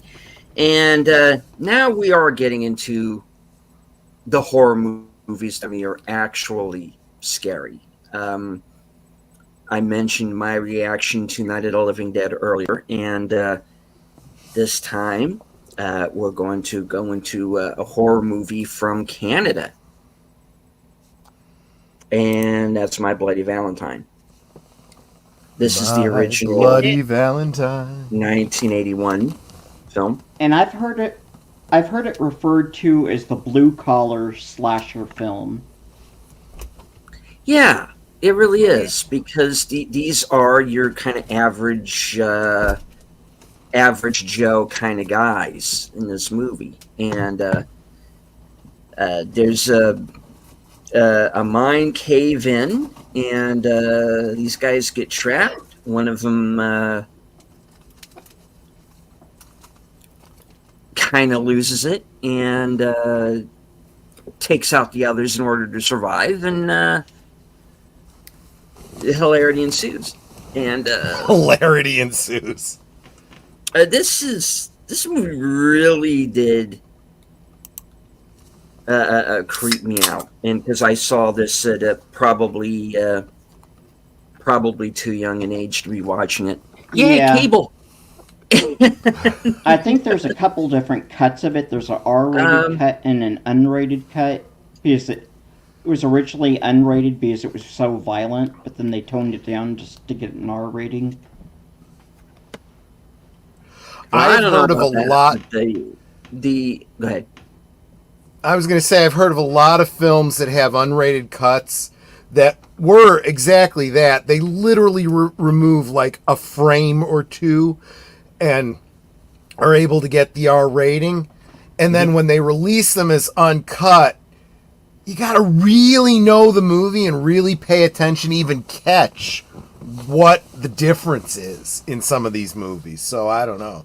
Yeah, and another Canadian slasher, Happy Birthday to Me, that stars Melissa Sue Anderson from Little House on the Prairie. Oh, yeah. Yeah, she was worried that film was going to get an X rating because it was so violent, and she was still doing Little House on the Prairie at the time. Oh, yeah. And she had already turned down Blue Lagoon because of the nudity. But, so, I think it did get, Happy Birthday to Me did get cut down to an R, but it's still pretty violent for an R-rated movie. Yeah. Yeah. In Just this edition... Go ahead. Yeah, just like Suspiria was always a pretty violent Italian horror movie, but they recut that film just to give it an R rating. Now there, and this is the 4K, and in this version there is the R-rated and an unrated. So I'll have to see it to see what they left in, but it's pretty intense as an R, and what's cool about it is that it's kind of a mystery as well, because you know, kind of once you find out that the character that you think is responsible for all of this carnage actually isn't, you know, and then you're kind of left with, okay, well then who amongst the people who are left at that point, who is responsible for all of this and why? That's just like with Happy Birthday to Me. They originally were going to have it to where Melissa Sue Anderson's character was the killer, but then they redid the script at the last minute to give it a surprise twist ending to where she wasn't the killer.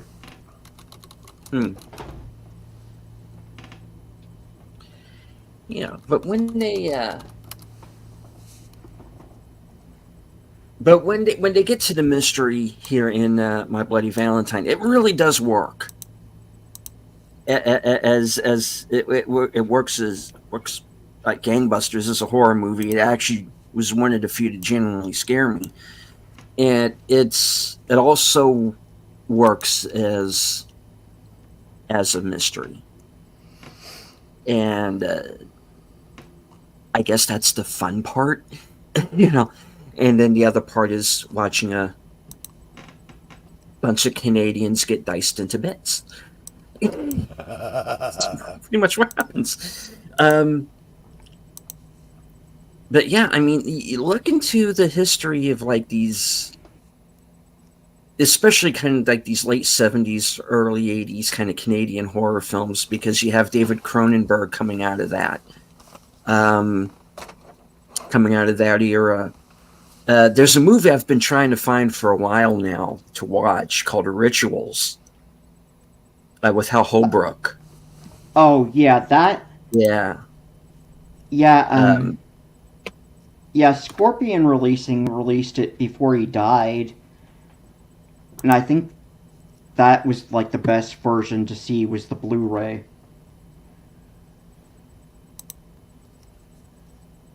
It was on Ronin Flicks, sold it. I can't remember if Kino distributed a copy of it later on or not, but track down a Blu-ray of that if you can. I know there might be like a foreign Blu-ray, but a Blu-ray copy would be the best way to see it, even though it's one film that's never going to look perfect or pristine anymore because the lack of film elements.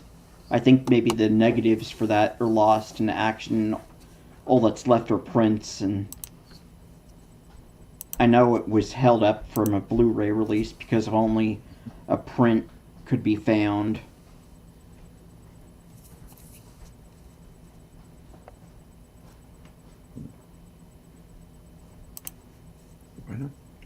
All right. Troy. So, and this kind of ties into what I got coming up tomorrow night. So I have my Exorcist collection. This is, again, one that I've pieced together because I have not only, the most commonly available version of the first movie, but I was able to score the original theatrical release. There's not a huge difference between them, but again, completist, right?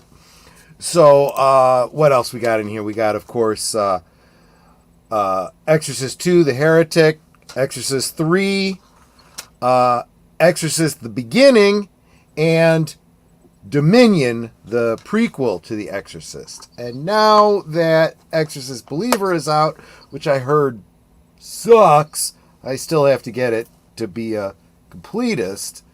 But and despite the fact that just like with Halloween, I've gone through all the trouble of getting all of them, even though I only acknowledge 2. Same thing here. I've gone through all the trouble to get all of The Exorcist, and I only acknowledge, 3. The Exorcist Is the Ninth Configuration, and Exorcist 3, because those are the 3 William Peter Blatty films that he considers to be the trilogy of the Exorcist films. So that's why tomorrow night or later tonight, depending on how you're looking at it, Last Call's Monday Night at the Movies will be the William Peter Blatty double feature of Exorcist and the Ninth Configuration. Mm-hmm. Yep. Is that Sucky? Is the Sucky one the recent one? That's what I've heard. I haven't seen it yet. I don't have it yet. I've seen it. I think that was one that Tom Connors complained that it was woke, or parts of it were woke. All right.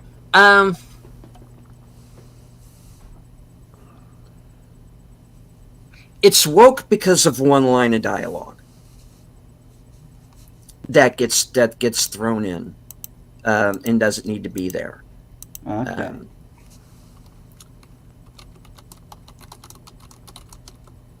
But the point is, they have Ellen Burstyn's character say it. And it's this kind of down with the patriarchy type of line. And you're like, hey, 2 guys got killed saving your daughter. How about acknowledging them? Because the new movie kind of makes it sound like her character saved a day at the end all by herself, when that was, of course, not what happened. once she shows up in the new movie, that movie falls apart. And then they bring her in, and then let's put it this way, they very quickly get her character out of the way. And the way they do that is kind of dumb. Lots of dumb decisions in Hollywood nowadays. It was. And the whole way they do the exorcism at the end is kind of weird, where it's just they're bringing in, all of these different faiths in, almost like they're the Avengers or something, and it's like there are too many people in the room. It's just one priest, get rid of the rest of these other people, and it gets off to a really good start. I like the first half of the movie, and then the wheels kind of fall off the car after a while. And I think somebody showed me that movie, and I just watched. I didn't know what it was. I think maybe the copy they had was missing the title, but isn't that one where a couple teenage girls go missing for a number of days and then they get found? Yes. And hello to Orville Nation. Hey, PJ. All right, and I don't believe I said hello to Darth Plato earlier. If I didn't, hello, Darth Plato. Hi, Darth.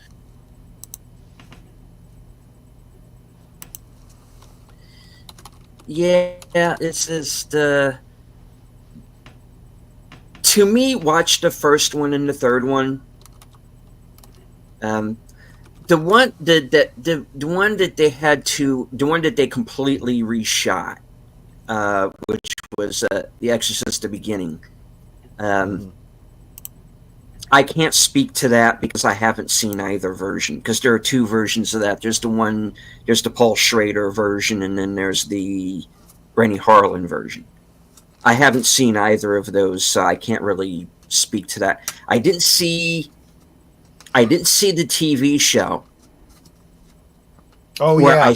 I think they had Gina Davis as the adult Reagan. Mm-hmm. Yes. Okay, that is not acknowledged in the new movie.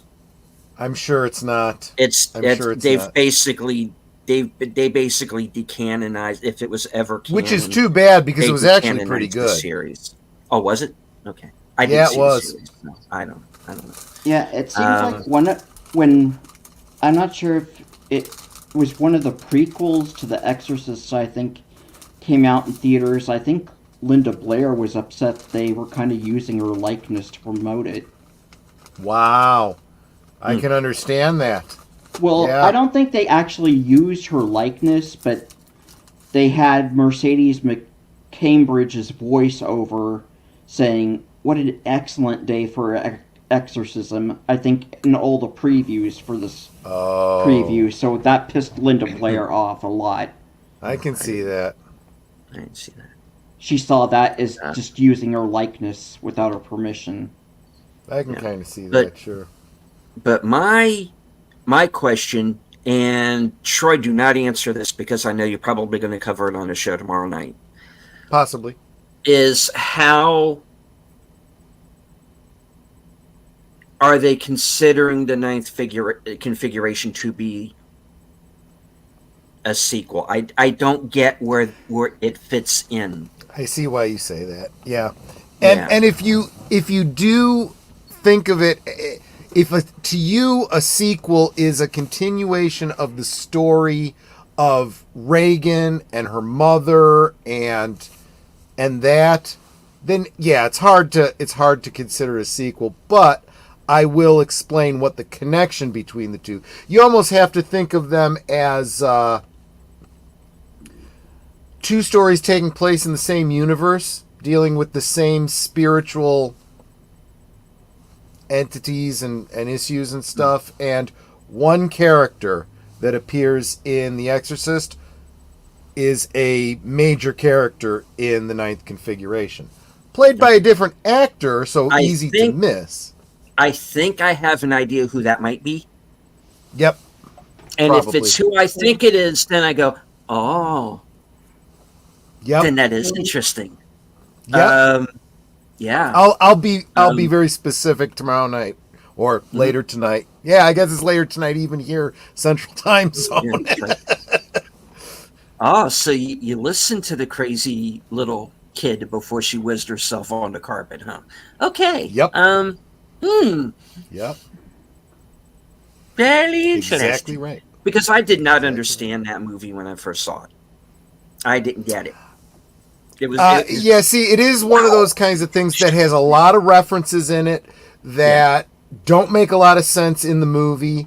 It helps to have read the book, and it definitely helps to know what Blatty said about it himself, and to have seen the ninth configuration.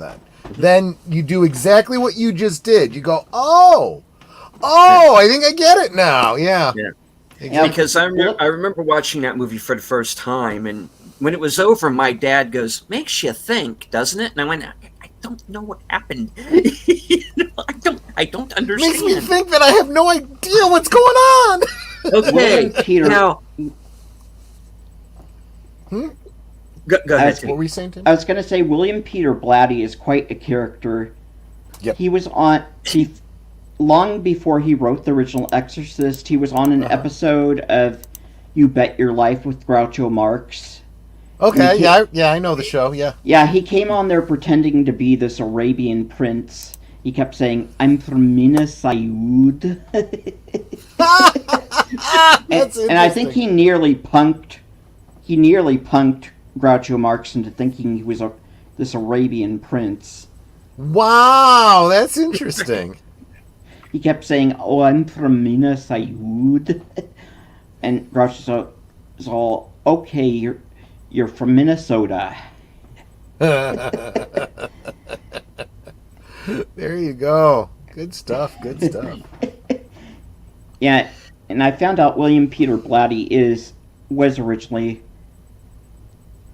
part Arab. I think his mother was from some Arabian country.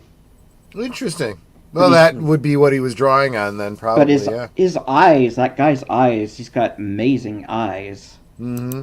I think he died maybe a year or two ago, but this guy's eyes. Mm-hmm. Just take a look at his eyes. He had eyes like nobody else had them. Yeah. Yep. Oh, come on now. What about my eyes?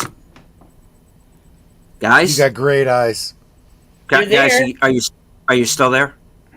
We're still here. You got great eyes. I can't A see. little baggy, but, you know. You see me now I now. can see the screen.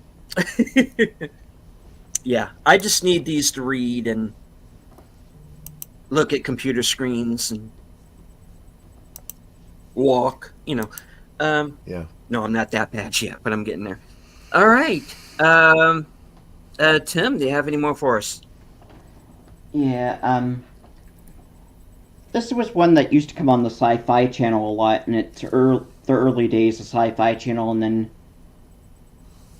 since it's 20th Century Fox, it used to come on Fox Movie Channel a lot as well. It's the Mephisto Waltz.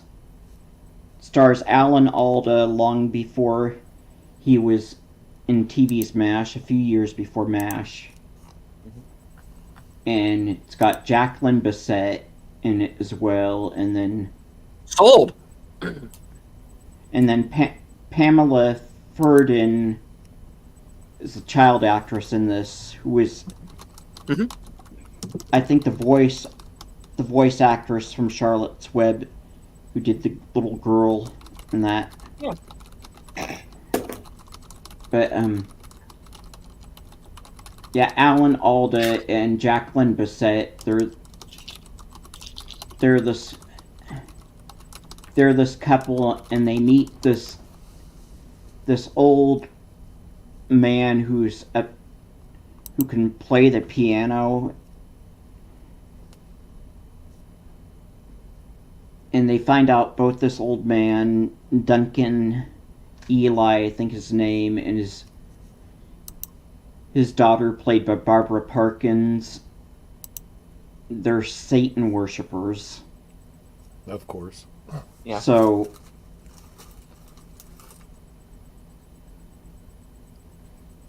Hilarity ensues. yeah, Right. they take the old man's dying, so he takes over the body of Alan Alda, and then there's a bunch of boobs in it. Oh, well. And it's a really early 70s, so it's brief nudity, but there's enough nudity in there for it to get an R rating. But the way it plays out, it feels like a TV movie with nudity and violence in it. And the director was a TV director. Well, you had me at nudity. Yeah, you see both Barbara Parkins' boobs in it, and I think Jacqueline Bisset is on top of. I think she Okay. gets on top of Alan Alda. You see her boobs. Good for him. And I know in the trailer, yeah, he plays a guy named Miles, and in the trailer, you see her on top of him, or either the other way around, and you see her mouth the words "Oh, Miles." You don't hear it, but the way you can see her lips moving, you can tell she's saying "Oh, Miles."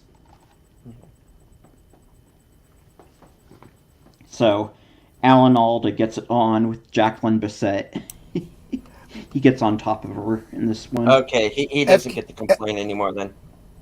No. FKHC 2005 says it's 70s nudity. I think that's the best kind of nudity. That's some pretty good nudity. Yeah, so it's mainly Jacqueline Bisset's boobs, but I think you do see Barbara Parkins' boobs like once or twice, but it's mainly just Jacqueline Bisset's boobs in this. And then Alan Alda is bare-chested a few times, since he gets on top of her.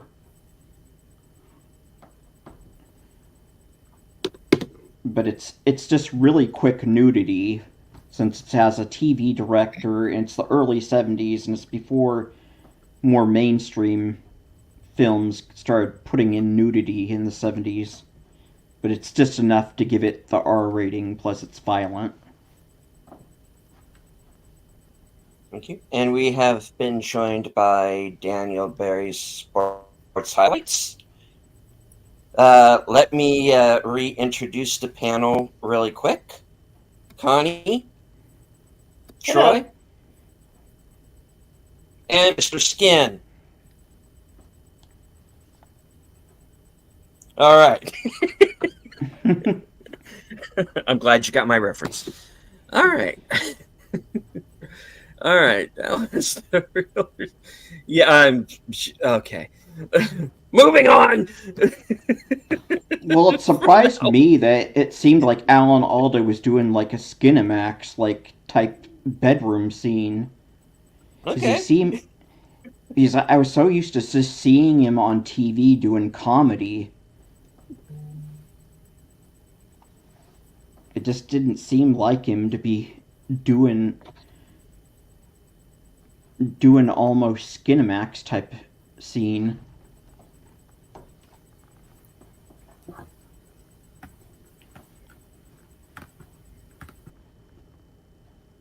I'm sorry, I'm over here giggling because apparently I'm 12. But it seemed like he was really happy doing all those scenes with I would Jacqueline think. Bisset. He was smiling, I think, throughout all those scenes he was would be doing with her. smiling. I mean, I would be too. He was in a play called The Apple Tree, and he played. It was a anthology story. The first one being based on The Apple Tree by what's his name? Mark Twain.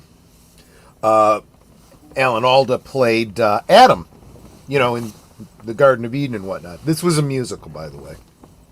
Oh. I forget who the actress was. They play recurring roles through all three of the stories. In the second one, it's the Lady and the Tiger, and in the third one, it's called Passionella.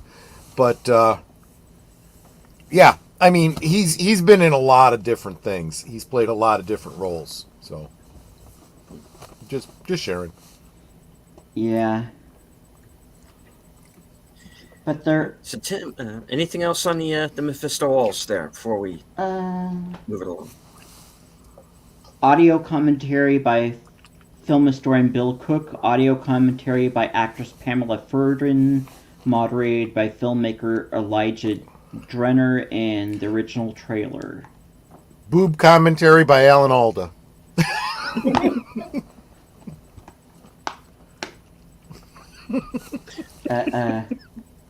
There's a couple movies from this 4-pack I want to get into.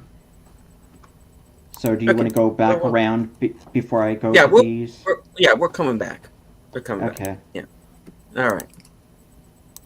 Okay, so me real quick here is the Steelbook 4K of Texas Chainsaw Massacre, which was another movie that kind of did a number on me to the point to where my earbuds are falling out. So now, again, a movie that I got through a good portion of before I started losing it. And I'm fine until they get to the quote-unquote the dinner scene. And then that's where it takes its turn into wacky land. And I'm like, okay. It sure does. Get me out of here. I want to go now. Yeah. Thank you. I do not wish to stay for dinner. Thank you for the invite. I'll be moving on. But there are these little human things that you can latch on to, like the fact that the grandfather character was played by a guy who was in his early 20s at the time.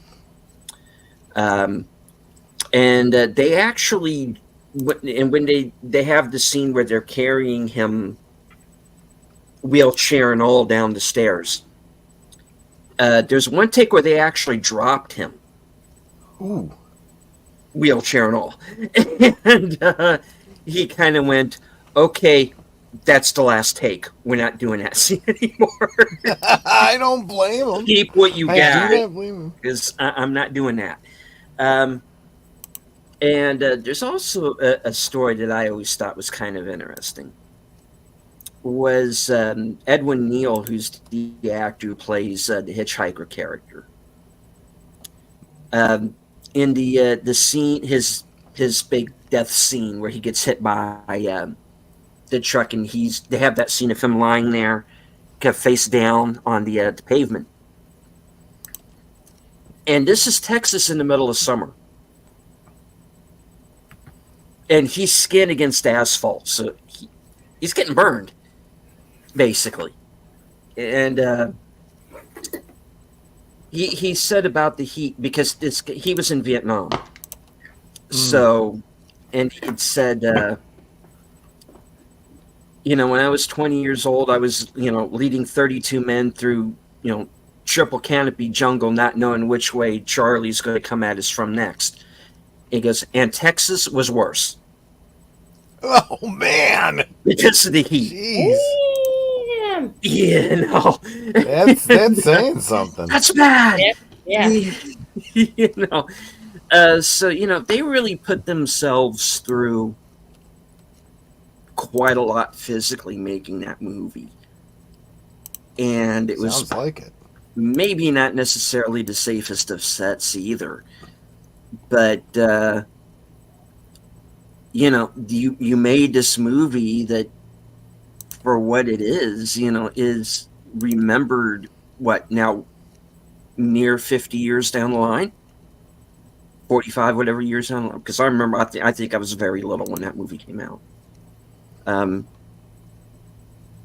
it was one of those movies that was always kind of everybody's kind of whispered about and hushed. And when they did, now around Halloween time,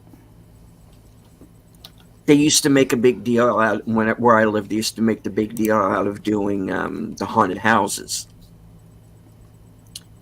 And one year there was a Texas Chainsaw Massacre set inside of the haunted house, which I guess they must have got pretty close to the movie because it was very controversial, and there were some locals who wanted to shut the haunted house down because of it, which they didn't, but they wound up age restricting who could go in. Okay, I guess that makes sense. So needless to say, I didn't get to go, and all of the reporting that they did on it was like late at night. They would only, okay, we're going to show you what it looks like, but you got to wait until the 11 p.m. right broadcast, which of course naturally I didn't get to see. So I asked my dad about it the next morning. Well, what does it look like? What is it? There wasn't none. In that, kind of, he went all New York on me, kind of, no, we're nothing, He was, now I'm going to go meet Fat Tony, and he was from, my dad was from New York, so he was kind of a bit of a street kid, so he would break into that every now and again. And again, 2 tours Vietnam, nothing in a movie was going to get to him. Let alone anything Probably like that. True, yeah. That's nothing. Wait till you see the real thing. Like, I don't want to see the real thing. Yeah, no. But yeah, I mean, this movie really, it does work for what it is. I mean,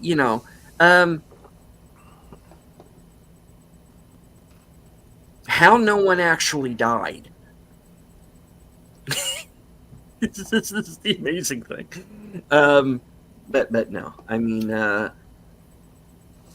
then you have the sequels, and they're of varying quality, and really, I didn't.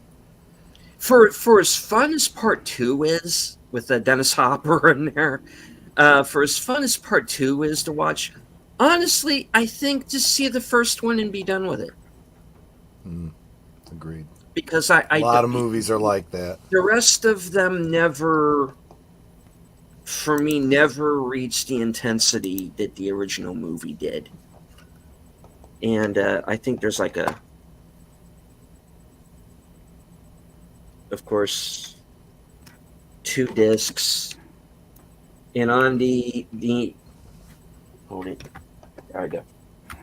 I don't know if you can see this, how well you can see this, but I'll blow myself up. There's a bit of a glare, but that's... Why is this not working? Hold on. Anyway, on the inside of the... I don't know how well you can see this, but that's actually the dinner scene right there. Of course, there's Leatherface over there. The grandfather's in there somewhere. There's the hitchhiker and the cook character. So I'm fine until they all start screaming, and then I'm like, okay, go home now. The inside is, of course, the cover poster, and then there's the close-up of the eye on the other posters. That's in there as well.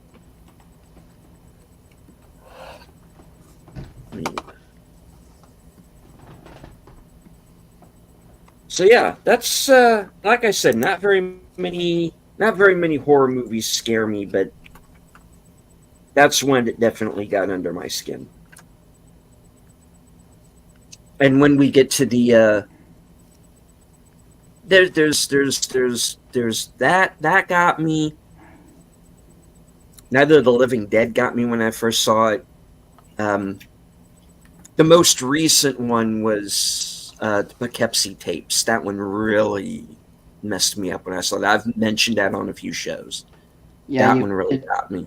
I was afraid you were gonna always keep mentioning that every time because it seemed like for a while that you were obsessed with that movie.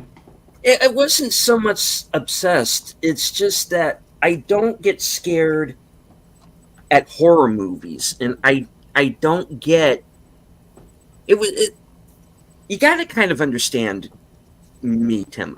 I don't get scared at these kind of movies, and so I tend to look at them as like overly gory action films because they don't work on me. They don't work for me on like a Friday the 13th movie doesn't scare me. Nightmare on Elm Street doesn't scare me. But when you get to something that could realistically happen,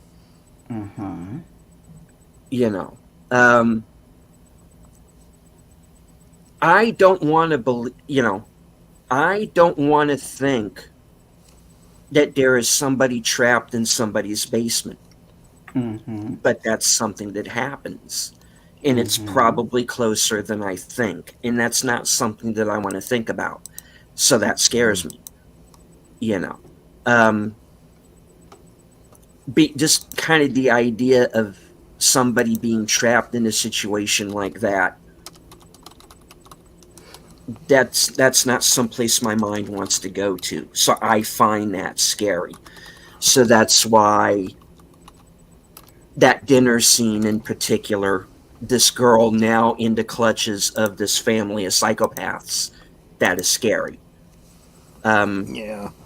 Somebody being kidnapped and being in somebody's basement and then being forced by the killer to kill people with him, like what happens in Poughkeepsie tapes, that's scary. Michael Myers, Halloween's a good movie, but it's not scary. Never was, not to me. To me, Halloween is an action film. That's just about a guy who stabs people. But didn't Texas Chainsaw Massacre scare you, though? Does Texas Chainsaw Massacre scare me? Yes. Because I think Marilyn Burns really got hurt on that set, because I think she got slapped around and she ran through sure she did. A window. You see her running through a window and it breaking. You hear it break. Yeah. So she really got hurt while making that movie. Yeah, like a number of them did. That's what I'm saying. And then she played Linda Kasabian in the TV movie The Man. Was it Charles or Helter Skelter? That was the TV movie. She played Linda Kasabian. She was all crying on the witness stand. So. I want to say hello to a few people who are joining us late. Lemon Pie, Moira Kitty, Clue Channel, and DJ Ronnie. All right. Yep. Darth Plato says Terminator scared him. DJ Ronnie G says, I just saw a poster in a Texas restaurant bathroom about trafficking. I had a hotline for those who are in such a situation. Yeah. I think that's another reason why I don't get scared by a lot of these movies, because real life is much more frightening than anything that come up with anything in any movie. Yeah. I'll tell you what, though. It's scary. Yeah. Yeah. I do feel that horror movies, I think, serve a similar purpose to nightmares. I think they give you an opportunity to see these dangerous, horrific, life and death type situations and imagine how you would deal with it. I think we've all watched the horror movies where we look and we go, Yeah, I wouldn't do that. Don't back into the dark room. Make sure you turn on the lights. Call the police. Maybe exercise your Second Amendment rights. Things like that. Fire a few shots through the door before you walk in. Yeah. Well, Yeah. I shared a couple of videos from a YouTuber who he did these videos. One was when you're the logical person in the horror movie. So like his neighbor keeps doing stupid stuff that's going to get him killed as the murderer's trying to get in the house. And he's like, don't. Oh, jeez. So finally he just gets up and goes over to the computer and says Craigslist. Need new and his flatmate hasn't gotten killed yet, but he's going, need new flatmate, must have seen any horror movie ever. And then he hears, as soon as possible. Then he hears creak, creak. Oh, yeah, need a handyman to fix, no. He tells his AI, make me a note to get a handyman out to fix those creaky floorboards. And he's sitting there and he picks up his handgun and he's waiting and he creak. He's like, really? And he's just waiting. All of a sudden the killer pops his head out and then bang, he shoots him. Then he turns back to his computer and he goes, I hope my insurance covers this. But then the follow up to it is when you're a gun owner in a horror movie, and he gets the call on the phone, I'm in your house. It's like, well, that's no way to start a phone call. Maybe say hello. He's like, do you understand? I'm in your house. I'm stalking you. He goes, well, that's just plain rude. He goes, but that's fine. I'll see if I can't find you. Click, click. And like, now suddenly he's like, whoa, wait a minute. He goes, no, you set the rules. You came into my house. And so now the masked guy is calling 911. He goes, I'm in somebody's house and he's got a gun and he's going to kill me. And he's like, you're in somebody else's house? That's not important right now. He's going to kill me. Yeah. It's like, keep on, bitch. We're busy people here. Clear the line, Mac. Yeah, exactly. Troy, it is your turn. Yes. Okay. So now I'm going a little bit. Different. Bringing something new to the table. This is not a box set I put together. This is a box set I had to track down. Absolutely had to have this in my collection. What's this? There was a stalker movie like that. A guy kept calling some girl who called the police. Then police called back. Said, yeah, the call was coming from inside the house. Right. Sounds like Black Christmas. I've seen that one. Yeah. But it goes very differently when you are tactically ready. Someone breaks into my house and it's just me and Netter and we're both ready. Anyway, so back in when was it? Back in 96. Wow, this goes back a way. There was a TV series starring C. Thomas Howell. It was called Kindred the Embraced. Yes. It was a vampire series loosely based on the role-playing game Vampire the Masquerade. And it aired on Fox. This was a spelling television production. And honestly, it's really good. Even if you were a fan of the role-playing game, The Masquerade, you'd look at this and go, it's probably not as hardcore as you'd want it to be for that game, but it's television. They're hitting the points. The head vampire was a bloke named Julian Luna, played by Mark Frankel, and Stacey Hayduke. Anyone remember her from the Superboy series? That I do. Yeah, she played the real world historical character Lily Langtree. Look her up. But in this storyline, Lily Langtree is a vampire, obviously, right? And C. Thomas Howell plays the human who finds out about vampires because he's dating this girl who, is a vampire. And technically, he and she should be killed by the vampires because this breaks the masquerade and whatnot, but she makes a deal to protect him, and it gets all kind of maybe Game of Thrones-ish is going a bit far with it, but it's definitely got that soap opera / Godfather kind of feel to it. I'm trying to remember. This was another one that had, what's his name? What's that actor? Brian Thompson. He played the Bruja vampire. Mark, you know him from a bunch of different Star Trek roles. He played a Klingon. He played a Romulan. He always plays when you need a big, strong guy with a chiseled jaw.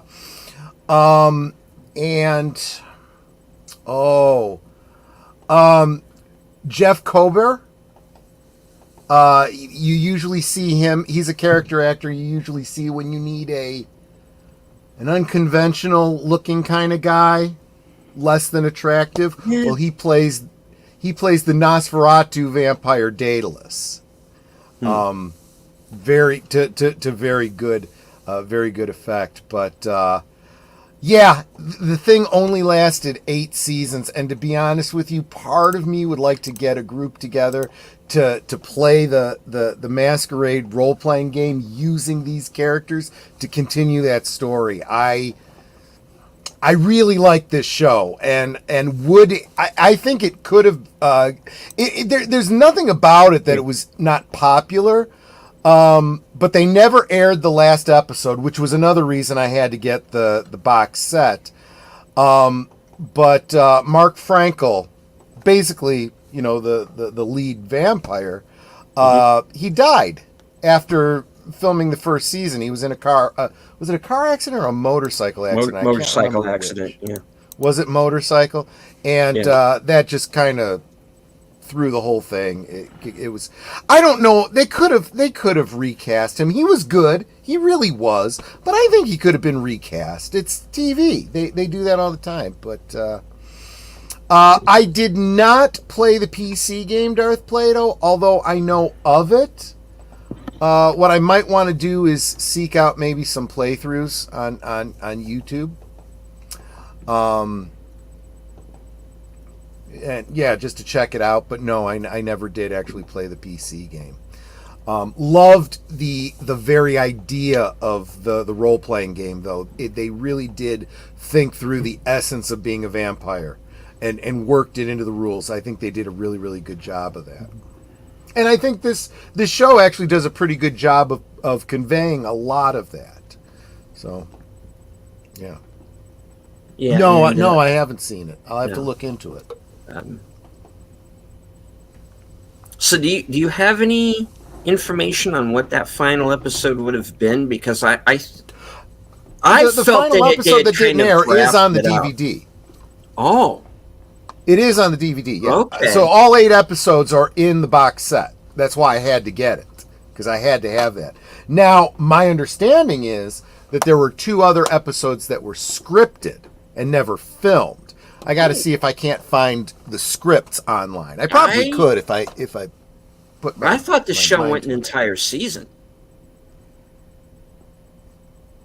I don't think so. No? They got 8 episodes made. The last one wasn't shown, and then there were 2 episodes that were scripted and not filmed.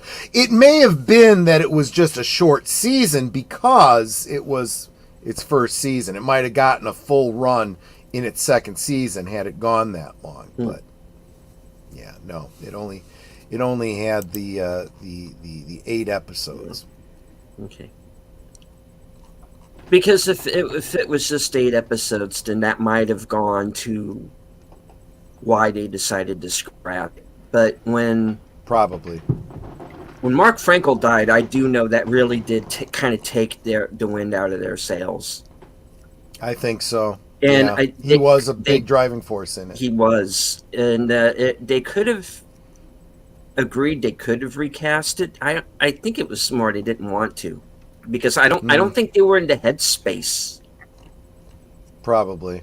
To do it, this is it. Let's face it; it was a big gamble for them. A vampire, a vampire soap opera, basically. Yeah. It's Dark Shadows meets Game of Thrones. It really is. Kinda. I would have said maybe Dark Shadows meets The Godfather, but yeah, basically, you do have these different tribes, so to speak. You could say different families, clans, who are clans, kind of, and they are. I don't want to say they're at war because they're not really, but there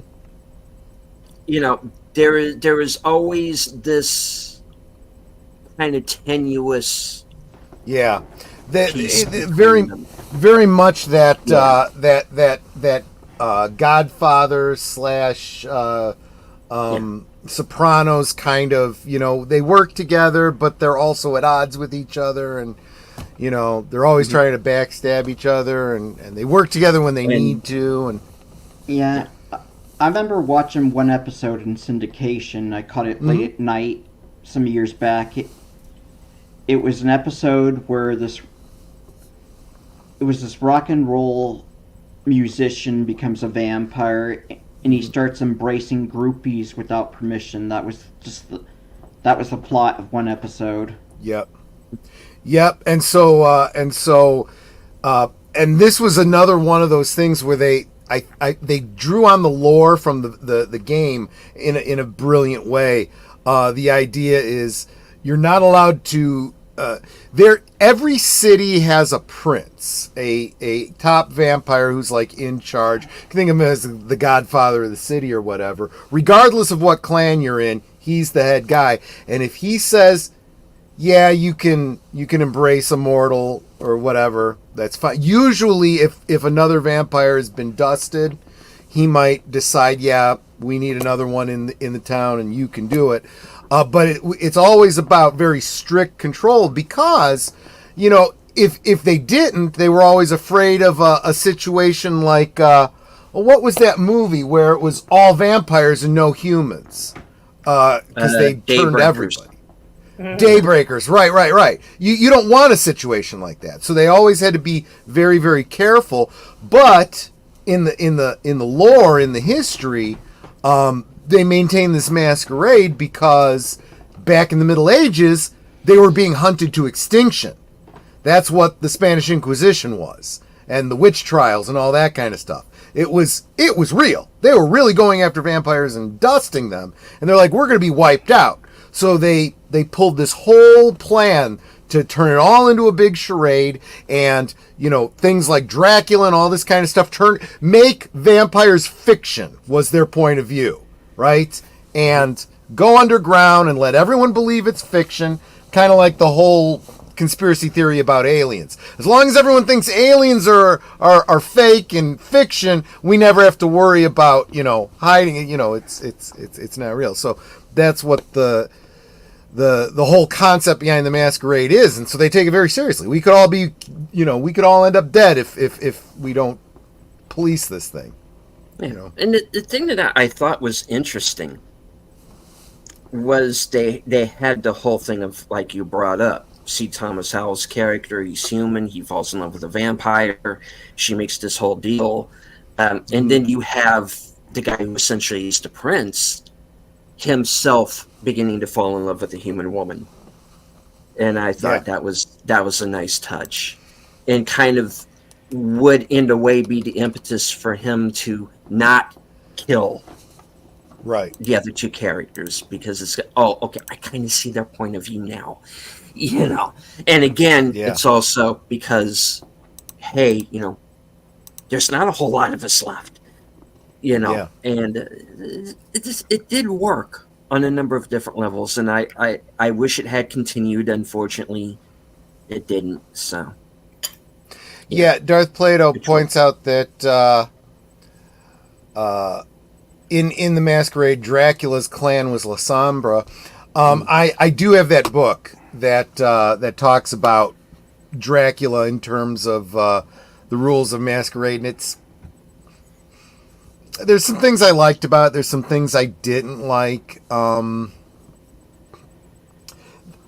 Yeah, I would have gone a different route with that character if I was creating the character within the Masquerade, but whatever, you know. Yeah, as a matter of fact, I think you're right that Julian was. I want to say he was Ventru. Lily Langtree was Toreador. Like I said, Dallas was Nosferatu. Brian Thompson's character was Bruja.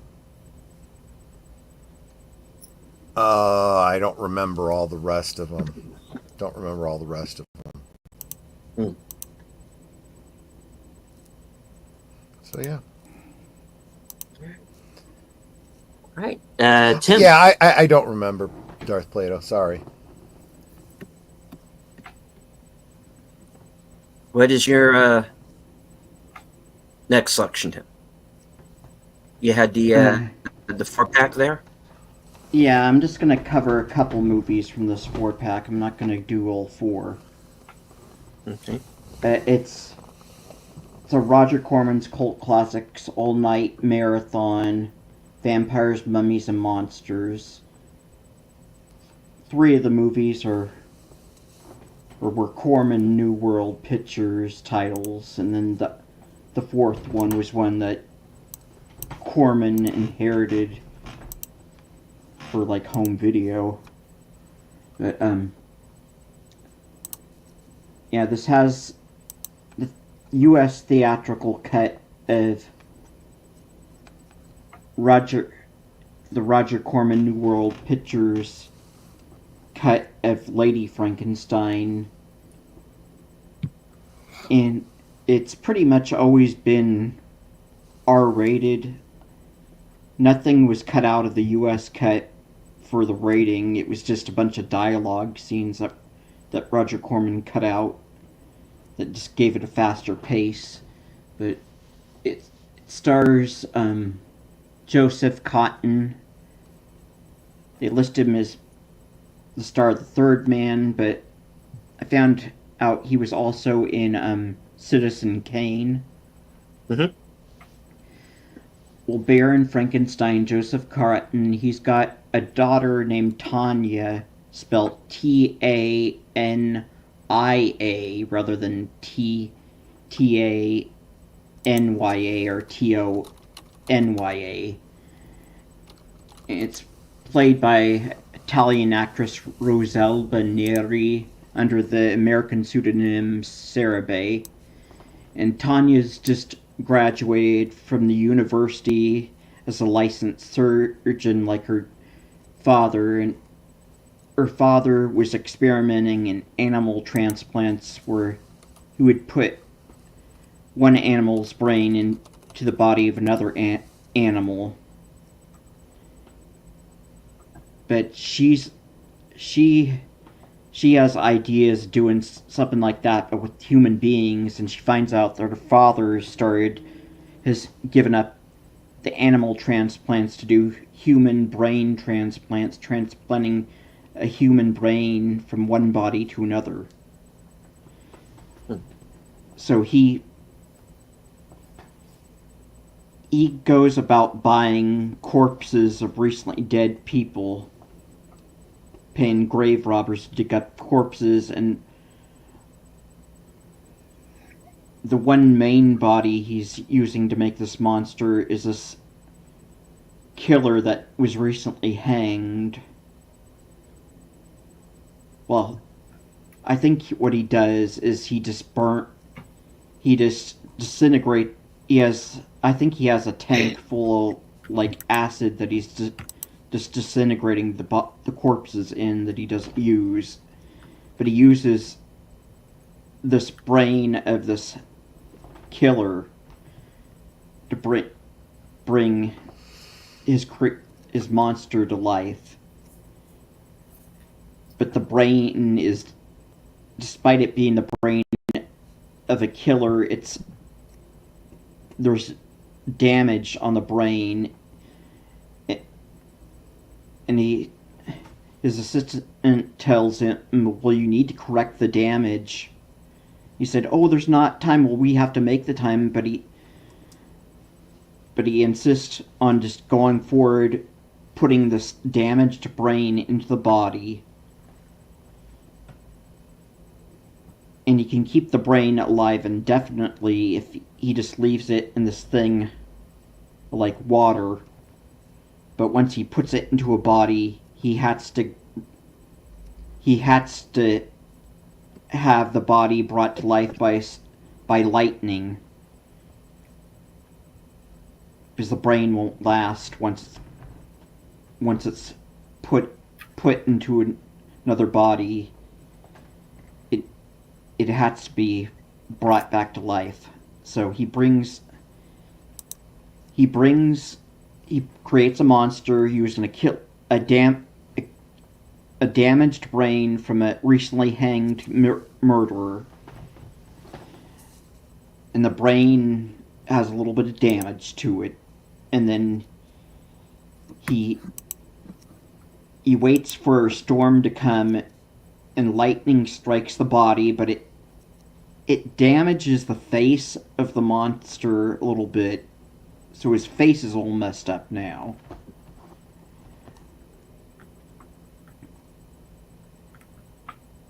And he doesn't think that... It doesn't seem like the monsters come to life at all after that. But it comes to life. And he tells it to stand and to come forward. And it bear hugs him to death after that. So his daughter finds out, and she lies to the police and says that the murderer was a thief that broke in. She doesn't want to have her father's good name disgraced. And she decides to create her own monster to kill this monster. But she's in love with a couple of men. She's in love with her father's assistant, who's this old man. She's mainly in love with his mind, because he has an intelligent mind, but she's attracted to this mentally retarded servant of her father's, who is being paid to take care of the animals that he was using for his animal transplant experiments. Yeah, this guy named Thomas, and Thomas is all strong and handsome, but he's retard, so the daughter... I think I know where this is going. Yeah, the daughter is attracted to the retarded servant, but she doesn't like his mind, so she tells the assistant, okay, help me kill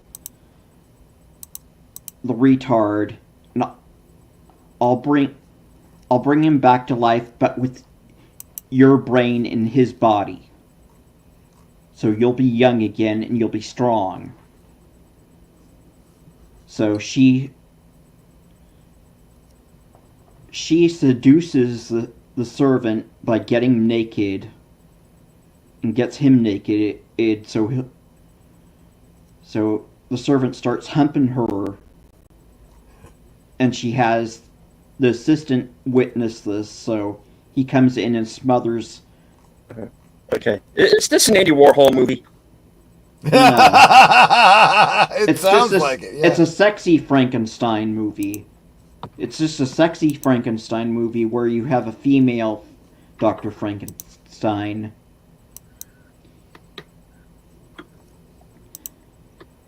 Who ends up falling in love with her own creation. only Oh, the like Rocky Horror. Yeah, only the monsters she created can satisfy her strange desires. That was the tagline.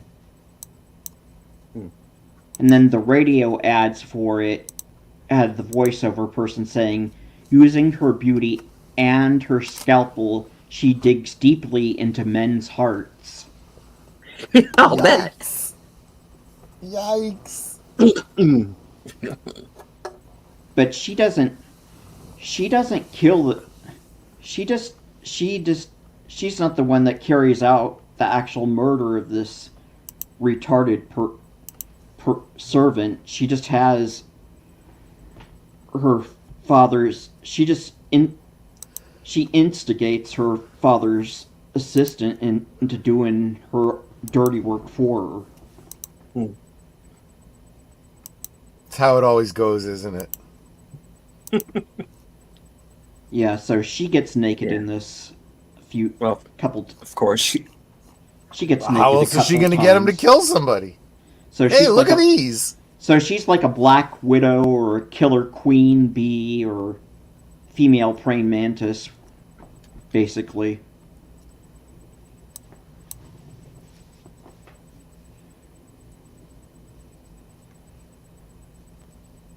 So it's violent and it's sexy. Right up. All right. What? Bringing around to me. This will be the final round. Final round. All right. And of course, John Carpenter's The Thing. The movie that sold me on 4K. Because I've lost count of how many times I've seen this movie. I know it inside and out. I know what it's supposed to look like. I know what it's supposed to sound like. And then I saw it on 4K and realized I didn't know shit. So, there are... I don't want to say new scenes because there's nothing that changes the plot, but there are little bits and pieces here and there that are added that I had never seen before. And there are also, with the 4K, the crispness of the picture. And I understand I don't have a 4K television set, but I can tell the difference between the 4K and like a regular standard Blu-ray or a DVD. And I was seeing details in the creature itself during the transformation scenes that I hadn't noticed before. Because now it's a clearer picture. And I was going, oh, this is really unpleasant, isn't it? You know, and I was always... I always respected the makeup effects and the creature effects. And I always thought it should have gotten the Oscar for that. You know, but they were so, the critics and all, and everybody was so down on the movie at the time that, you know, I don't think they really gave this movie the chance it deserved at the time. And it has achieved now the legendary status I always thought it deserved from the very beginning. And again, a movie that when I saw it the first time, I wasn't so much scared or grossed out by it. I got wrapped up in the mystery of it. Who is the thing? Who was the thing at one time? Who infected who when? you know, and all of the questions that everybody does videos on these days, you know, and all of these theories that are usually completely wrong. But, you know, it's fun to, well, if you can call it fun. So I got wrapped up in the mystery of it. So I wasn't so much. It's one of those movies where, okay, I'm not scared by what I'm seeing. If it were happening in front of me for real, I would be a ball in the corner. Thank you. No more calls. I'm done. But I got so wrapped up in, like I said, the mystery of who is the thing and when, and how well done the effects were, that I almost forgot to get scared. You know, I never got scared watching this movie until the first time I saw it on 4K.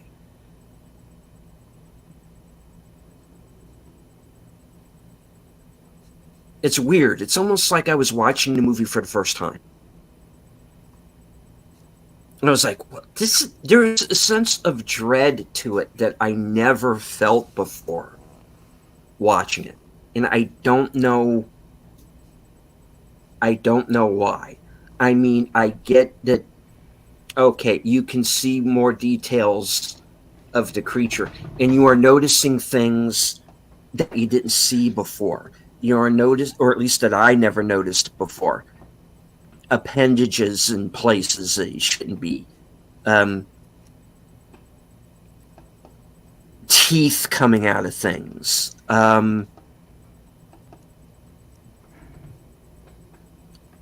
You know, it's like sticking a person into a blender, and then, I know that sounds gross, but sticking a person into like an industrial size blender, and then the thing is what comes out, you know. And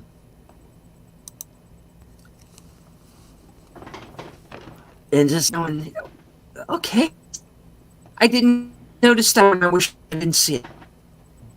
And good night, Daniel. Yeah. It's a movie. Kurt Russell's a badass. Keith David's a badass. You know, there's a lot of real dialogue. Great movie, but I never really got the full effect of it until I saw the 4K. It's like I can no longer watch the any other way. So if you have anything, if you haven't, get the 4K. It is the best I've ever had watching this film. So that's my final selection for this series of shows. And you were roboting. Yeah, you are roboting a bit. Yeah. All right. I'll show myself out. Troy, your final. Sorry. Actually, I don't have any others planned. That was all I that's all I had. I'm at the end. Did we just? Oh, there he is. He's back. Yeah. Okay. Something now. Am I recording? Yeah, it's pretty bad. Mm-hmm. Okay. All right. All right. Tim, I'll let you close out with your final selection. Okay. And I will be back. Okay. For my last one, it's another Roger Corman New World Pictures title from the early 70s, The Velvet Vampire. Stars Celeste Yarnall, who is in The Mechanic. She plays this mysterious woman named Diane Le Fanu, who lives in the secluded estate in the desert. She meets this couple in town, and she invites them to her house in the desert. And their car breaks down in the desert on the way there, and she ends up having to drive her dune buggy into the desert to find them, and she then takes them back to her house. And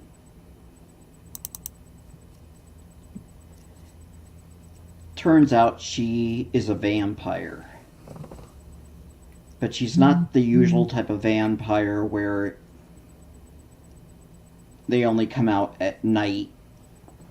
She's a sexy vampire, wears all these bright red colored dresses, and she has long dark hair, and she wears this red bloodstone, like this. Yeah, it's this stone that she wears around her neck as a necklace that it's called the Bloodstone, because it's sort of reddish color, but she's this really sexy vampire woman. And there's this subplot where she has some sort of blood disease where, to keep it in check, she has to eat raw meat. So there's a few scenes where you see her chewing on raw meat. But she ends up having to kill people and just suck their blood because of this disease she has.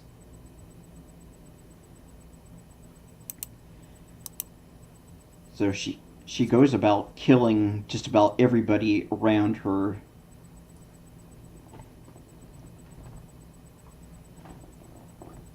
And then it becomes, the rest of the movie is just like a chase, her chasing after another woman for blood. But then it turns into like silly vampire, your typical vampire movie.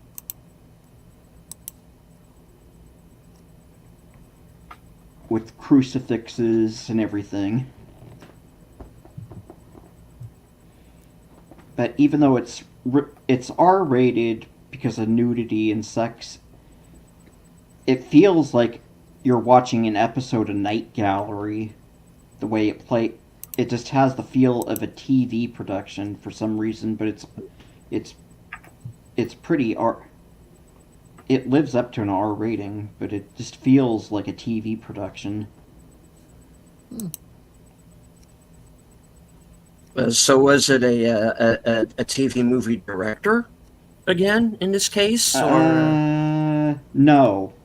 Surprisingly, it was Stephanie Rothman, who was a feminist director who had worked as an associate producer for Roger Corman back in the 60s. Then after working as an associate producer for him in the 60s, she directed, I think this was like one of two films she directed for Roger Corman. She directed The Student Nurses, and then she directed The Velvet Vampire. And her husband, I think, was a producer for Roger Corman, but Roger wasn't paying her and her husband and a few other people enough, so they broke away from him and filmed Dimension Pictures, which was the competitor to New World Pictures, but it didn't really last long. Yeah, I don't think Stephanie Rothman was able to really make a living off of directing B-grade movies. She made a little bit more when she broke off from Corman, but I don't think she made enough to really make a living off of it.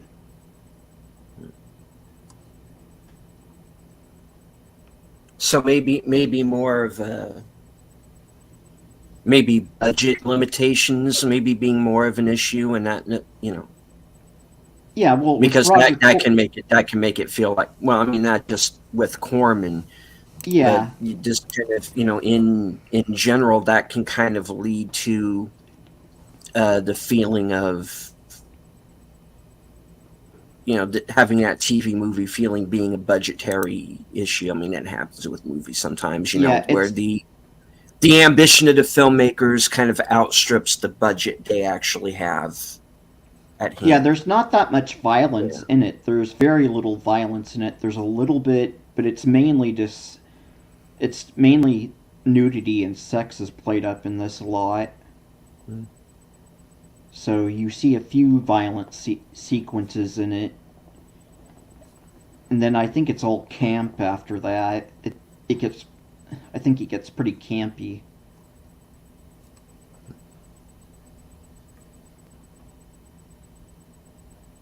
Cool. So All right. And what was the title again? The Velvet Vampire. Velvet Vampire. Okay. And the tagline for this was, "She'll love you to death." Fair enough. All right. All right. Well, thanks, guys, for coming on and being a part of this particular series of shows. We went a little farther and longer than I initially planned, but that's fine. We're coming up on 3 hours. We are. We did have, I believe, at one point, near 50 people watching us at one point. So thank you for anybody who jumped in and were watching the program across all of our channels. We're going to take one more time around the horn. Connie, what do you have coming up for Fluff Check Productions? I'll be having a couple more videos coming out here this week once I get them done. And I'll be doing Wednesday night movies. I haven't decided what I'm doing yet. Friday, I'm not sure what's going on with that day. All depends on with Dino. And that's pretty much it for me for this week. And I understand you recently hit a milestone. Yeah, on both of my channels. For the bird one, I surpassed the 200 mark, which I'm at 202. Congratulations. Thank you. And for my 4 Fluff Chick, I hit 50 subscribers. Nice. Thank you. Yep. All right. Tim. Okay. Well, I haven't been doing an awful lot with my channel lately since I haven't been buying as much physical media. But, I did shoot one really short video, mainly just unboxing some Star Wars toys. So I've got an 8-minute video up of just showing off some more Star Wars action figures and then quickly turning the camera off and then just unboxing them all. So it's Star Wars toy collecting and unboxing for fall 2024 part 3. But I do have one physical media update video coming up since I have a couple new Blu-rays to show off, so that's in the works.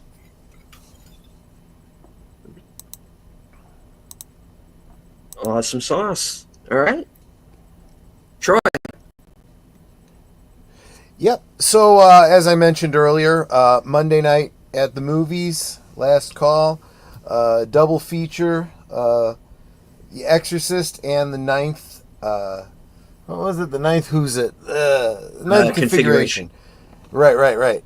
That starts at 8 Central, 9 Eastern on my channel. Link's already up. Tuesday, I'll be hanging out with you for live from Sparkwood 21, the last episode of Twin Peaks, followed immediately after on my channel, next episode of Blake 7.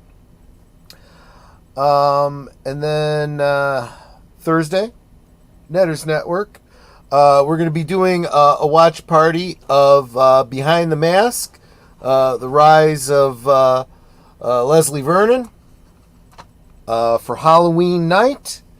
That's at 9 Central on Netters Network. Friday night, as with every Friday night at 9 on my channel, is Last Call. Not 100% positive what we'll be doing this week, but whatever it is, it will be fun. I will be drinking, and I'm hoping you guys can all be there.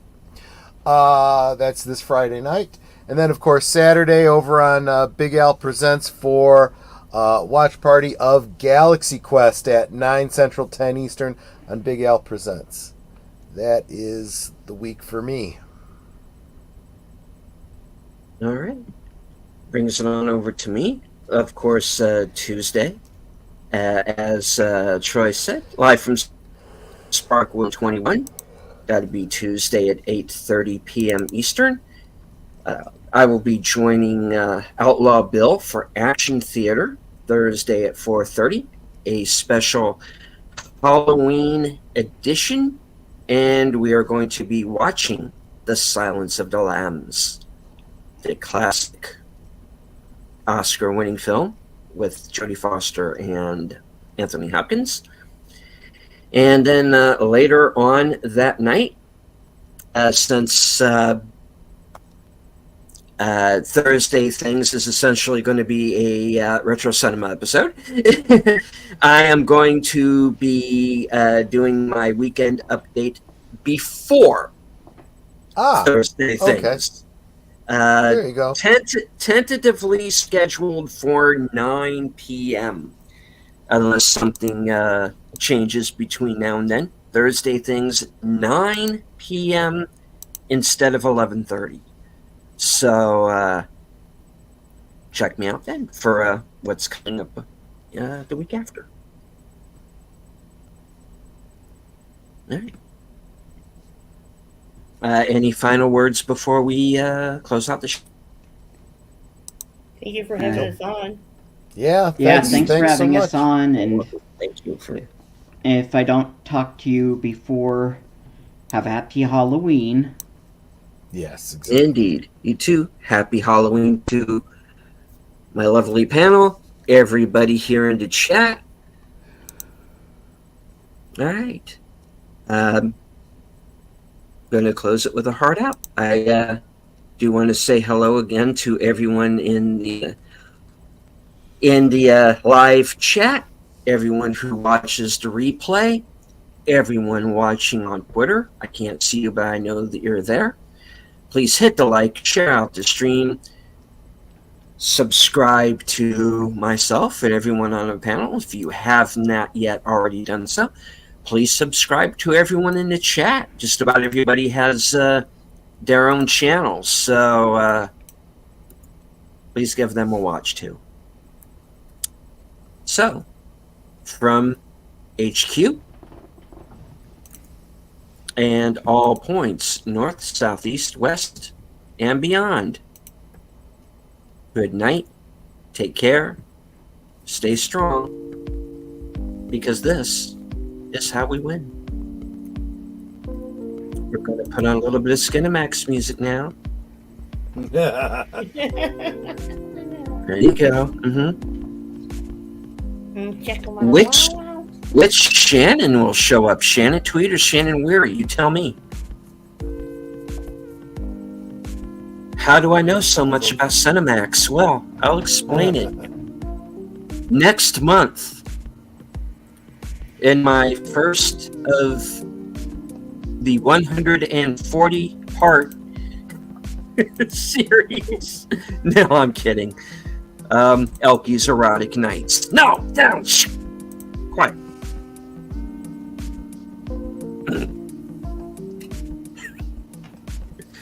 Thank you for joining us tonight, folks. That is the show. There we go. Good night, take care, stay strong, be safe, because this is how we win, and all that good stuff I always say at the end of a show. And now the birds.